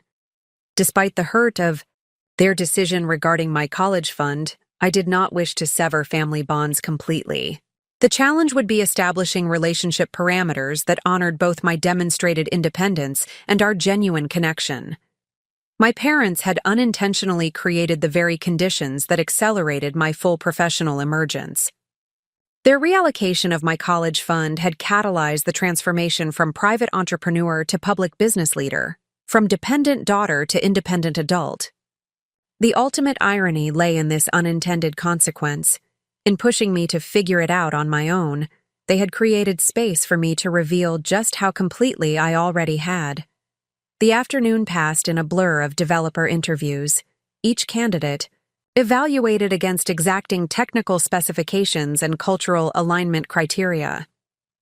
By 6:15, I had completed 5 consecutive assessments, identifying 2 senior developers with implementation experience directly relevant to our Pacific Northwest expansion. The venture capital infusion allowed for competitive salary offers, transforming Minder Market's recruitment capacity from tenuous startup potential to established company certainty. As I prepared to leave for family dinner, Marcus stopped by the conference room with a tablet displaying preliminary wireframes for the district administrator dashboard modifications. "The team's made significant progress today," he reported, sliding the device across the table. "We've restructured the analytics visualization to accommodate multi-district comparative metrics while maintaining individual district privacy protocols. The design elegantly solved one of our core expansion challenges, providing valuable cross-district performance insights while respecting contractual data isolation requirements." The solution represented exactly the kind of innovative problem-solving that had differentiated Minder Market from corporate educational platforms developed without deep understanding of school district operational realities. "This is excellent work," I acknowledged, examining the interface details. The granular permission controls particularly address Superintendent Wallace's concerns from the Oregon implementation. "The team's motivated by the expansion timeline," Marcus noted. "Everyone recognizes the opportunity these venture resources represent." He hesitated briefly before adding, "How did things go with your parents this morning? Operational boundaries established successfully?" His question reflected the unavoidable intersection of personal and professional domains I was navigating. My accelerated disclosure to my parents indirectly affected company operations through potential disruption of leadership focus. Marcus's interest represented legitimate business concern rather than inappropriate personal curiosity. "Initial boundaries established," I confirmed. "They're scheduled for limited headquarters tour tomorrow afternoon. Standard visitor protocols and confidentiality agreements will apply. I've arranged for the product development presentation to be ready for visitor overview," he assured me. "Comprehensive enough to demonstrate legitimacy while protecting proprietary technical specifications." His proactive preparation highlighted why Marcus had been invaluable throughout Minder Market's development. He consistently anticipated requirements beyond explicit instruction, addressing potential complications before they manifested. This capacity would become increasingly important as our organization expanded beyond my direct oversight of every operational element. "Thank you," I said, gathering my materials in preparation for departure. "I'll be unavailable this evening, but reachable for genuine emergencies. Development coordination resumes at 8 tomorrow morning." Outside Horizons building, I ordered a rideshare to my parents' house, using the 20-minute journey to transition. Mentally, from CEO responsibilities to the complex family dynamics awaiting me, the controlled professional environment of business operations offered clear metrics and defined parameters. Family dinner promised emotional complexities resistant to systematic management. When the rideshare stopped before the familiar 2-story Colonial, where I had spent my entire life until 2 days ago, I experienced momentary dissonance. The house appeared simultaneously intimately familiar and strangely distant, home and not home simultaneously, reflecting my transformed relationship with both the physical space and the family relationships it contained.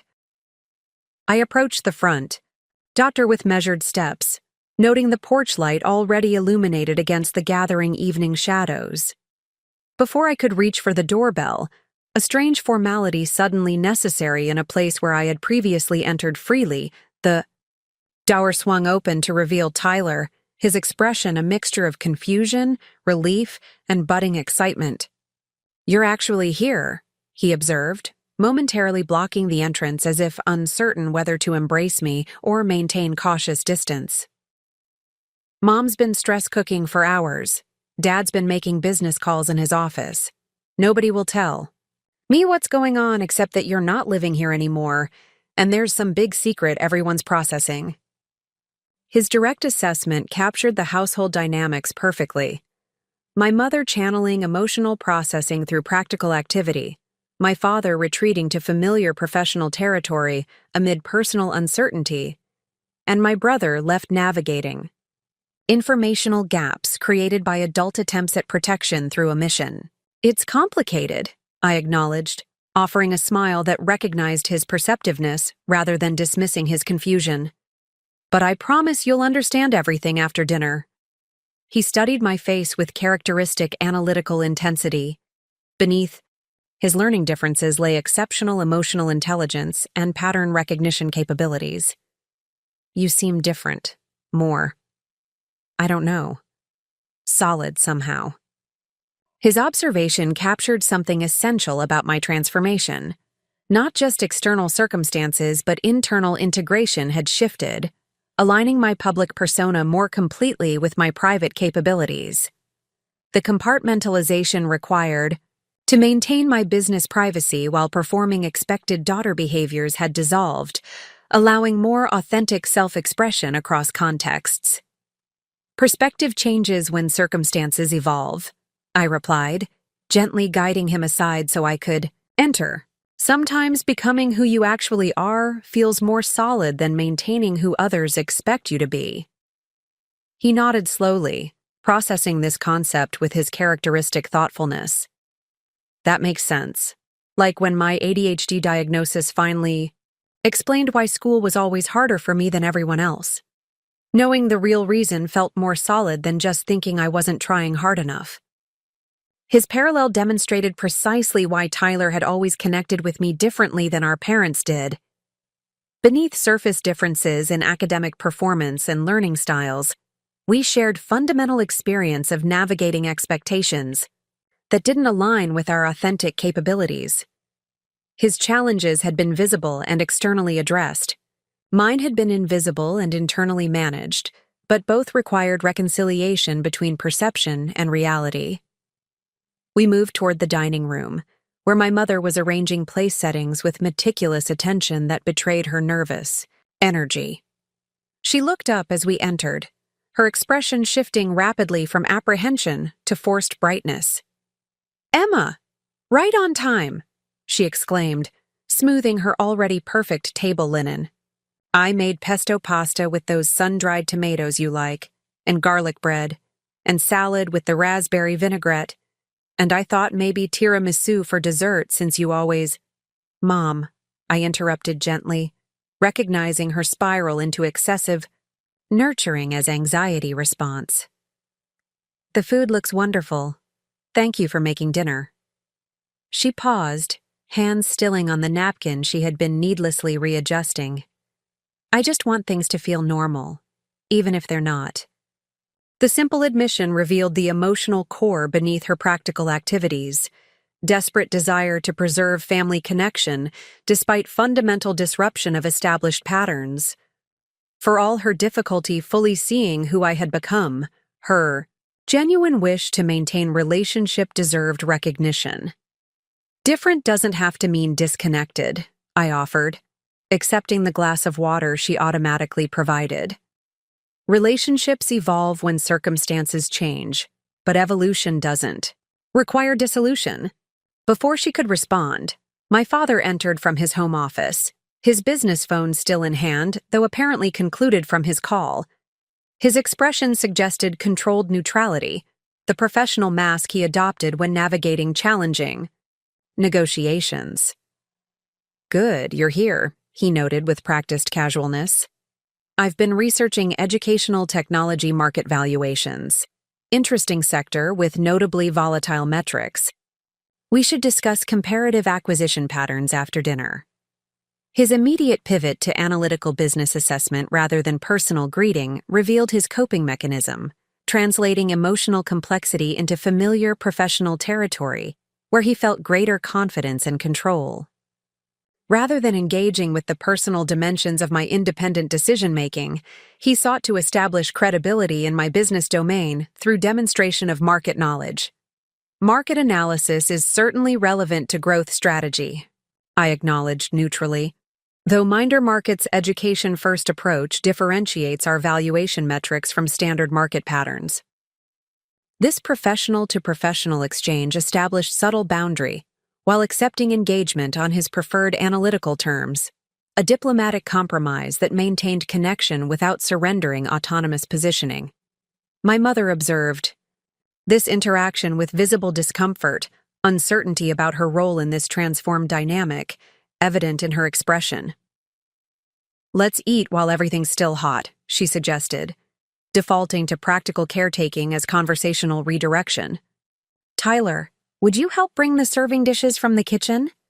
Dinner initially progressed with stilted conversation focused on safe topics: the unusually warm weather, Tyler's upcoming school orientation, neighborhood developments discussed with careful precision. The deliberate avoidance of substantive issues created artificial performance quality to our interaction, each family member navigating invisible conversational boundaries with cautious preservation of temporary normalcy. Finally, Tyler placed his fork down with decisive motion that interrupted our choreographed avoidance. "Okay, enough weird small talk. What exactly is going on? Mom and Dad have been acting strange all day. Emma's apparently moved out overnight, and everyone's pretending nothing significant is happening while having entire conversations with their eyebrows." His direct challenge shattered the pretense of ordinary family dinner, creating momentary silence as three adults recalibrated response strategies. My mother looked to my father, who shifted uncomfortably in his chair. Their silent exchange suggested neither had prepared for explaining the situation to my brother. "Tyler deserves accurate information," I observed, setting my own utensils aside. "Especially since family circumstances affect him directly." My father cleared his throat. "It's complicated adult business matters, Tyler. Your sister has apparently been developing some kind of educational software project and has decided to live independently while pursuing this hobby." His diminishing characterization, software project, and hobby, rather than established company with significant investment, revealed continued resistance to fully acknowledging the magnitude of what I had built. This reduction served psychological purpose for him, maintaining parental authority positioning through implied superiority of judgment. "It's considerably more than a hobby," I corrected calmly. Minder Market is an established educational technology company, serving 12 school districts across 3 states, with 26 employees and, as of yesterday, $1.4 million in venture capital investment at an $8.2 million valuation. Tyler's eyes widened, fork suspended midway to his mouth. "Wait, what? You own $1 million company? Since when?" "Since approximately 4 years ago, though growth has accelerated significantly in the past 18 months, I explained, turning toward him directly. "I developed the initial platform to address inefficiencies in educational support distribution. The system uses proprietary algorithms to match students with tutors based on learning style compatibility, rather than just subject expertise." "That's why you were always coding in your room?" he asked, pieces visibly connecting in his rapid processing mind. "I thought you were just doing extra credit computer science stuff." "The early development required significant evening programming," I confirmed. "The venture capital investment now allows for expanded professional development team and accelerated implementation timeline." My mother interjected, her expression suggesting continued struggle with this transformed understanding of her daughter. "Emma, I still don't understand why you kept this secret from us. We're your parents. We would have supported your interests, helped you navigate business challenges." Her question reflected genuine confusion rather than accusation, inability to reconcile her perception of supportive parenting with my experienced necessity for operational independence. The disconnection revealed foundational misalignment in how we interpreted our family dynamic. Your concept of support inherently included oversight and direction, I explained carefully. Minder Market required developmental autonomy to establish educational outcome-focused methodology rather than conventional profit-centered metrics. Additionally, as a minor when the company began, limited disclosure provided legal advantages for operational implementation. My father's expression darkened with familiar frustration. That's ridiculous. My business experience would have been invaluable in helping you avoid amateur mistakes and establish proper growth parameters. Instead, you've operated in secret, potentially exposing yourself to significant liability and market vulnerabilities without proper guidance. His automatic positioning as superior authority, despite demonstrated evidence of my business success, highlighted exactly why independent development had been necessary. His corporate lens prevented recognition that proper business methodology might differ fundamentally between education-centered platforms and profit-maximizing corporate structures. Your business experience centers on corporate acquisition and margin optimization, I noted without confrontational tone. Minder Market's foundational methodology prioritizes educational outcome improvement with sustainable operational margins rather than profit maximization. These different primary objectives require different development approaches. Tyler followed this exchange with evident fascination, his gaze bouncing between participants like watching intellectual tennis match. So basically, he summarized, with characteristic directness, you built a whole company in secret because you knew Dad would try to make it more corporate and less about actually helping students learn better. His simplified but essentially accurate assessment momentarily silenced the table. My father's expression registered surprise, followed by defensive repositioning, while my mother appeared caught between appreciation for Tyler's clarity and concern about potential conflict escalation. There were multiple considerations beyond corporate educational philosophical alignment, I noted diplomatically, including practical management of minor status legal implications and optimal developmental sequencing for platform architecture. But that was part of it, Tyler pressed, demonstrating his characteristic ability to identify core emotional truths beneath logical frameworks. You kept it secret because you wanted to build it your way, rather than having to fight about how it should work. The directness of his assessment created momentary vulnerability in my carefully maintained composure. His emotional intelligence had cut through complex justifications to identify a fundamental truth I had systematically avoided explicitly acknowledging: fear that parental involvement would require constant defense of educational outcome prioritized methodology against corporate success metrics. That was one factor in a multidimensional decision matrix, I acknowledged, the formal phrasing providing emotional distance from uncomfortable recognition. My father leaned forward, expression, suggesting this acknowledgement had triggered competitive response rather than reflective consideration. And now that you've secured this venture capital, from investors who likely don't understand educational market dynamics, you believe you've proven your approach superior? Despite lacking any substantial business experience beyond adolescent experimentation. His dismissive framing, adolescent experimentation rather than demonstrated market success, revealed continued resistance to recognizing my achievement as legitimate rather than fortunate anomaly. This perspective allowed him to maintain position as authoritative guide rather than equal professional with different expertise domain. The results speak for themselves, I replied evenly. Minder Market's implementation across 12 districts has demonstrated 28% improvement in educational outcomes with 42% operational margins. These metrics attracted venture investment based on demonstrated performance rather than speculative potential. Tyler whistled softly. That's seriously impressive, Em. How many students use your platform now?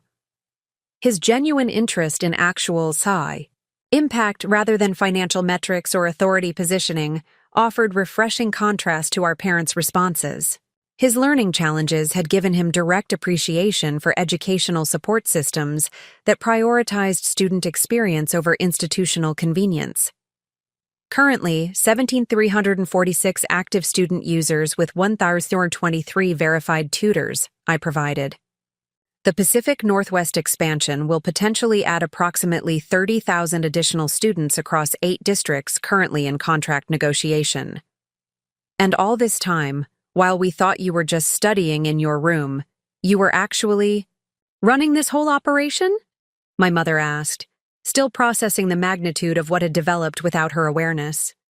Managing employees, talking to school districts, building complex systems?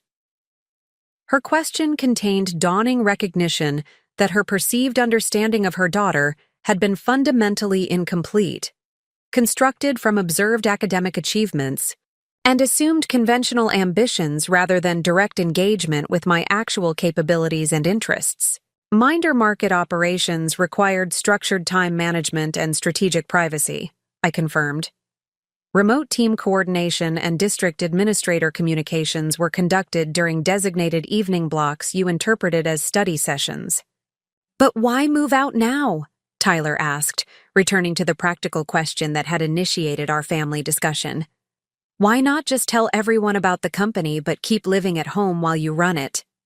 His logical question cut through peripheral issues to central practical consideration. My father leaned forward with increased interest, clearly considering this reasonable challenge to my independent living arrangement. The venture capital implementation timeline requires focused leadership without transitional complications, I explained. Additionally, my apartment's proximity to both business headquarters and eventually Westfield University creates strategic advantages for long-term integration of educational and professional objectives. Tyler studied me with his characteristic perceptiveness. And you also wanted your own space because mom and dad giving my school program all your college money made you realize you needed to be completely independent from them, not just secretly independent while living here. His direct identification of emotional truth beneath logical justification momentarily disrupted my composed facade. My parents both stilled, his statement making explicit the connection between their financial decision and my accelerated independence, that I had deliberately avoided articulating so directly. The college fund reallocation demonstrated legitimate resource prioritization based on differential educational needs, I acknowledged carefully. That decision also clarified the appropriateness of complete operational independence, rather than continued partial dependence within family structure. My diplomatic phrasing softened but did not eliminate the fundamental connection Tyler had identified. My mother's expression registered pained recognition while my father maintained defensive posture. We made the best decision for the family as a whole, he stated firmly. Tyler's educational needs represented immediate critical priority that— It's okay, Dad, I interrupted gently. The decision was justifiable based on information available to you at that time. You correctly assessed that I had capacity to manage alternative educational funding independently. You simply underestimated the extent of that independent capability. My framing offered reconciliatory interpretation without surrendering the essential truth of their underestimation. My mother reached across the table, tentatively touching my hand with evident emotional confusion. I still don't understand why.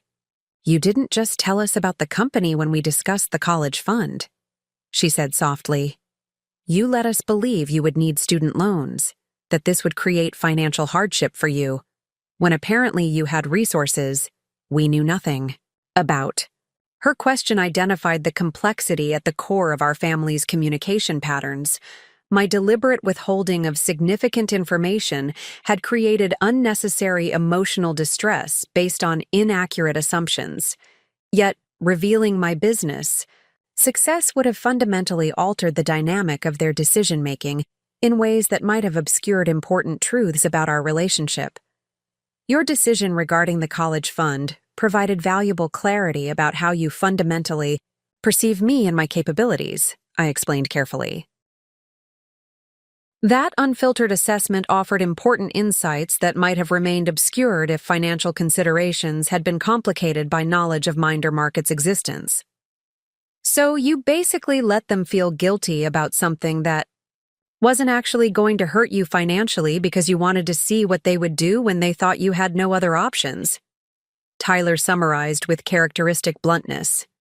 His framing made my strategic information management sound manipulative rather than analytically purposeful. I considered this perspective thoughtfully, recognizing legitimate ethical complexity in my approach. The decision to maintain operational privacy extended beyond immediate financial considerations, I clarified. Complete disclosure would have initiated significant family dynamic reconfiguration that might have disrupted critical business development phase. The timing of revelation was always intended to align with appropriate business milestone achievement, rather than personal circumstance optimization. But that milestone conveniently arrived immediately after we reallocated your college fund, my father noted with renewed skepticism. The timing seems suspiciously responsive rather than independently determined. His observation correctly identified the accelerative impact of their decision on my disclosure timeline. The college fund reallocation had indeed catalyzed implementation of independence plans that might otherwise have developed more gradually. The venture capital agreement was under negotiation before your decision regarding educational funding, I clarified. However, that decision did accelerate implementation of independence plans that would have eventually emerged through natural business development progression. My mother sighed, emotional exhaustion evident in her expression. All this time, we thought we understood who you were, what you needed, how you were developing, but you were becoming someone entirely different right in front of us, and we never even noticed. Her observation contained painful truth for both perspectives. My parents had indeed failed to recognize the person I was actually becoming, while I had deliberately maintained separation between my authentic development and their perception of it.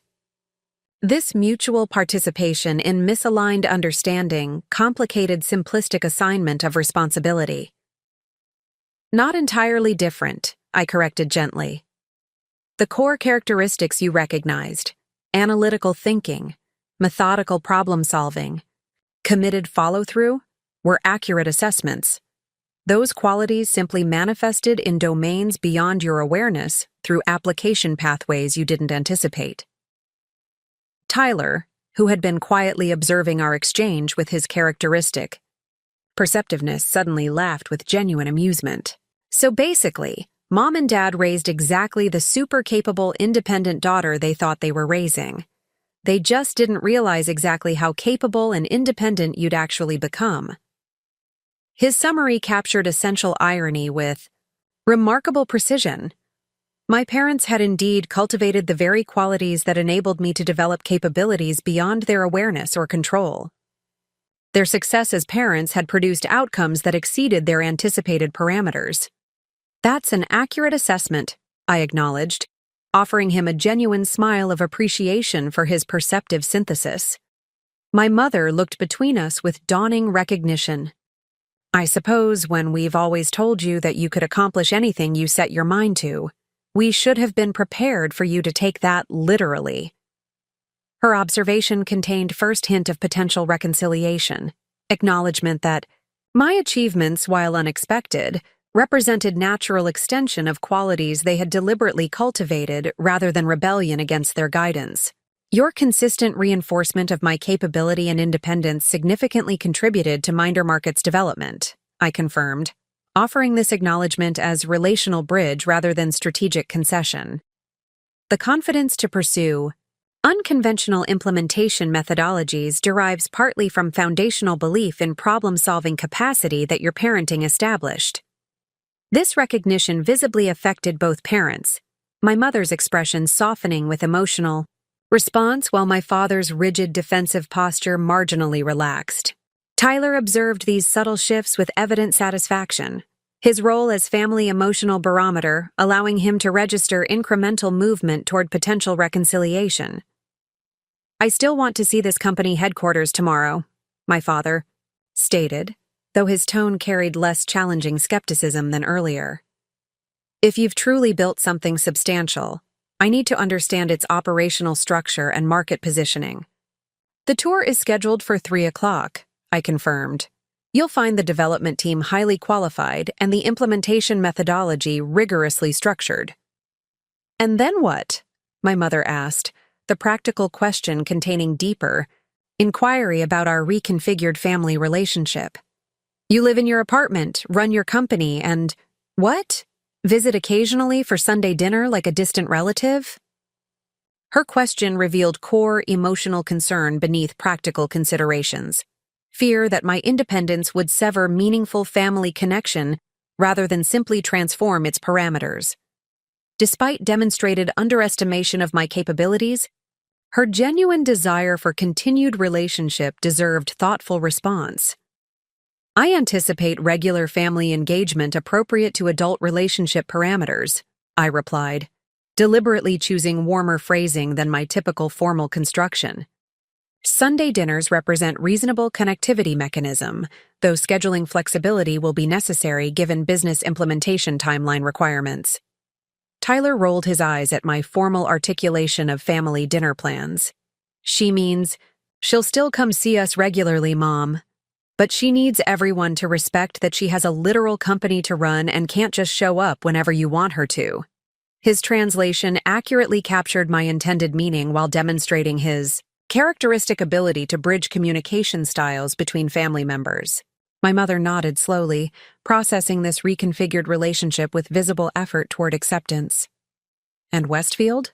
My father inquired, returning to educational considerations that had previously defined our understanding of my future. You mentioned deferment rather than cancellation. Do you still intend to pursue traditional education despite this business development? His phrasing revealed continued difficulty fully acknowledging Mindermarket as legitimate professional achievement rather than temporary diversion from expected educational progression. This perspective allowed him to maintain hope that conventional pathways would eventually reassert priority over entrepreneurial deviation. Educational objectives remain integrated within long-term strategic planning, I confirmed. Westfield's deferment allows focused attention on critical business implementation phase while preserving future academic engagement options.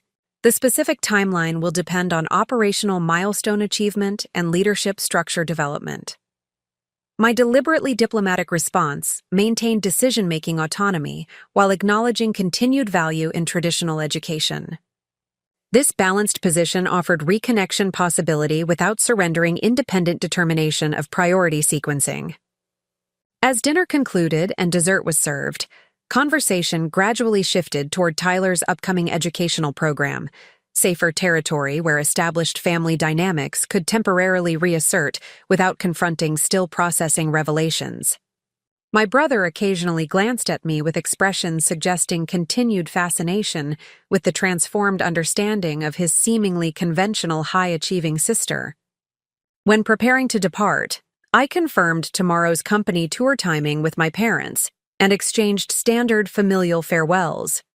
The interaction maintained surface normalcy while accommodating fundamental reconfiguration occurring beneath conversational exchange. Tyler accompanied me to the door while our parents remained in the dining room, their subdued conversation suggesting continued processing of the evening's revelations. That was intense, he observed quietly. But kind of amazing, too. My sister, the secret tech CEO, definitely didn't see that plot twist coming. His genuine appreciation without jealousy or resentment demonstrated his characteristic emotional generosity. Despite his own learning challenges, he had always celebrated my achievements without comparative diminishment of his own worth. Your program at Grayson Academy represents equally significant opportunity, I reminded him sincerely. Educational alignment with processing needs will substantially enhance your considerable intellectual capabilities. He smiled with characteristic self-awareness. Always the diplomat, Em, but seriously, I'm really proud of what you've built, and I get why you kept it private. Must have been exhausting always hiding such a huge part of your life. His perceptive recognition of the emotional toll extracted by my compartmentalization touched unexpectedly vulnerable territory. The calculated separation between personal and professional domains had indeed required significant psychological energy management, rarely acknowledged even to myself. Maintaining appropriate operational boundaries required structured cognitive discipline, I acknowledged, the formal phrasing providing emotional distance from difficult recognition. Integrated identity expression offers considerable efficiency advantages. In human terms, it feels better not having to pretend to be less awesome than you actually are, he translated with affectionate exasperation.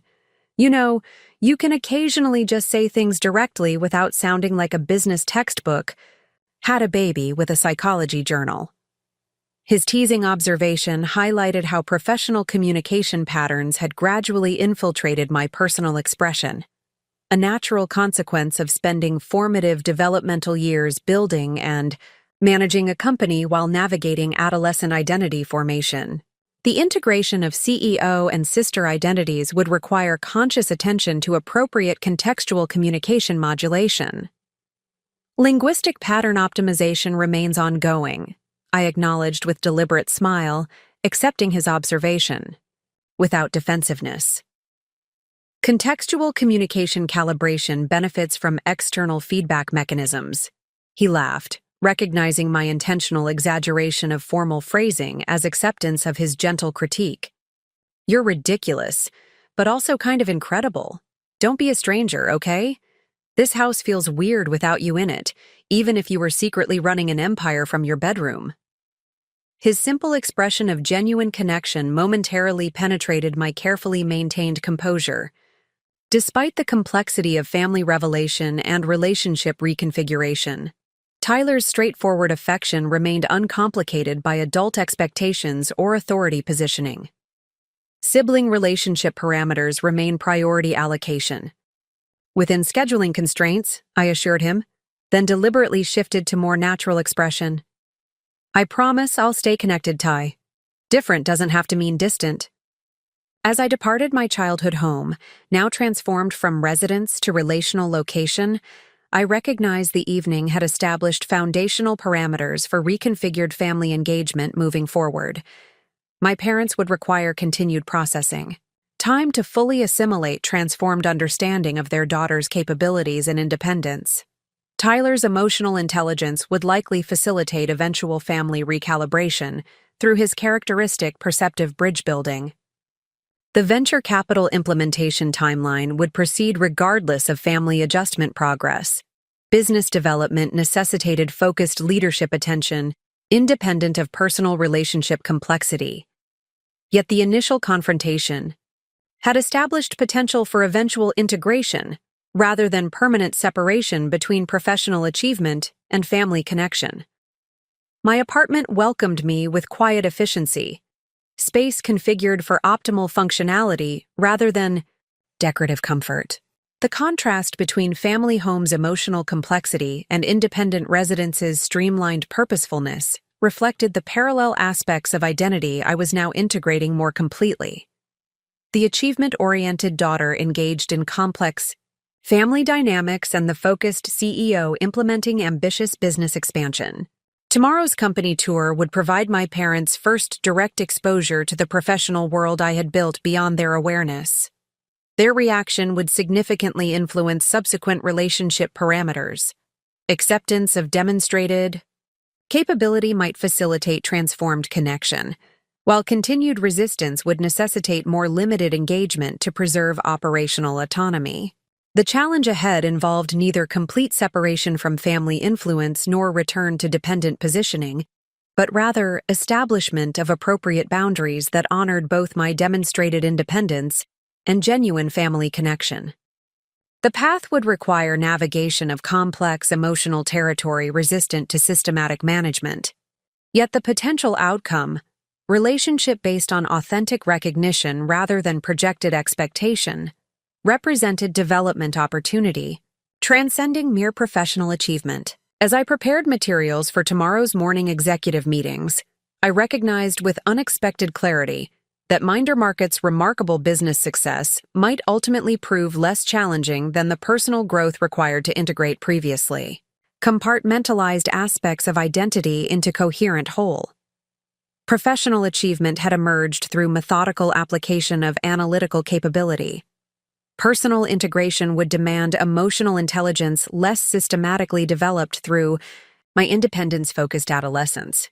Yet, perhaps this integration challenge represented the most significant growth opportunity of all, developing capacity to maintain authentic connection while preserving necessary boundaries, communicating genuine needs without surrendering strategic autonomy, allowing others to witness capability without demanding their validation of its worth. The venture capital had transformed Minder Market's operational capacity overnight. The revelation to my family had similarly catalyzed immediate reconfiguration of relationship dynamics. Both transformations would require skillful navigation of accelerated implementation timelines.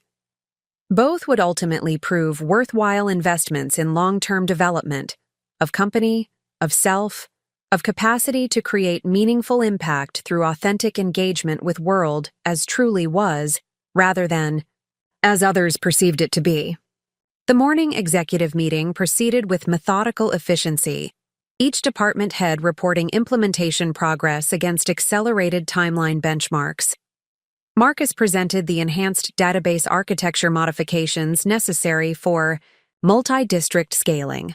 Sophia, our newly appointed UX director recruited from a major educational technology competitor, outlined interface standardization protocols to ensure consistent user experience across expanded implementation locations. Jordan, head of district relations, detailed contract negotiation progress with 8 Pacific Northwest school administrators. Seattle and Portland are ready for immediate implementation pending technical readiness, Jordan reported, referencing the structured milestone chart displayed on the conference room screen. Tacoma and Bellevue are finalizing budget approval processes. The remaining districts require additional demonstration of scalability metrics, but express strong interest contingent on initial implementation success. Excellent progress, I acknowledged, making notation in my strategic implementation document. Engineering confirms core architecture modifications will be completed within 17 days, allowing initial onboarding for Seattle by month-end. This phased approach provides progressive validation for remaining districts while maintaining manageable integration sequencing. The meeting concluded with clear action items assigned across departments, accountability metrics established, and next integration checkpoints scheduled. As the team dispersed, I remained briefly in the conference room, reviewing preparation for my parents' tour scheduled for 3 o'clock. The presentation materials had been carefully calibrated, comprehensive enough to demonstrate operational legitimacy while protecting proprietary methodologies from potential competitive exposure. This balance reflected practical business considerations, rather than continuing trust issues with my parents. The non-disclosure agreements they would sign offered legal protection, but prudent information management represented standard operational practice regardless of visitors' familial connection. Following additional developer interviews and a product strategy session with Marcus and Sophia, I arrived at our temporary reception area precisely at 2:55 p.m. to find my parents already waiting, 5 minutes early as was my father's habitual practice for business appointments. Their attire reflected the significance with which they approached this visit. My father in his standard corporate meeting suit, my mother in the professional dress she reserved for important school district functions in her role as educational administrator. Welcome to Minder Market headquarters. I greeted them with professional courtesy, appropriate to the business context. Thank you for your punctuality. We'll begin with standard visitor protocols before proceeding to the operations tour. My father's eyebrows raised slightly at my formal tone, though it simply reflected appropriate context differentiation between family dinner conversation and professional business interaction. The receptionist provided standard non-disclosure agreements, which my father examined with careful attention before signing, his corporate training automatically engaging to evaluate contractual language. These are fairly comprehensive confidentiality, Provisions, he noted, initialing each page with practiced efficiency. Particularly the section regarding proprietary algorithmic methodologies. Educational matching efficacy represents our core competitive advantage, I explained. The algorithms differentiating learning style compatibility from mere subject matter credentialing constitutes significant intellectual property requiring appropriate protection. My mother signed her agreement with less analytical scrutiny, her expression suggesting continuing adjustment to this transformed context for parent-child interaction. The formal business environment highlighted the disconnect between her perception of her academically successful daughter and the professional CEO reality now unavoidably evident. After completing documentation requirements, I provided visitor badges and guided them through secure doors into the development area, where engineering teams worked in collaborative groupings around specialized workstations. The space hummed with focused activity, developers writing code, design specialists refining interface elements, quality assurance engineers testing implementation protocols,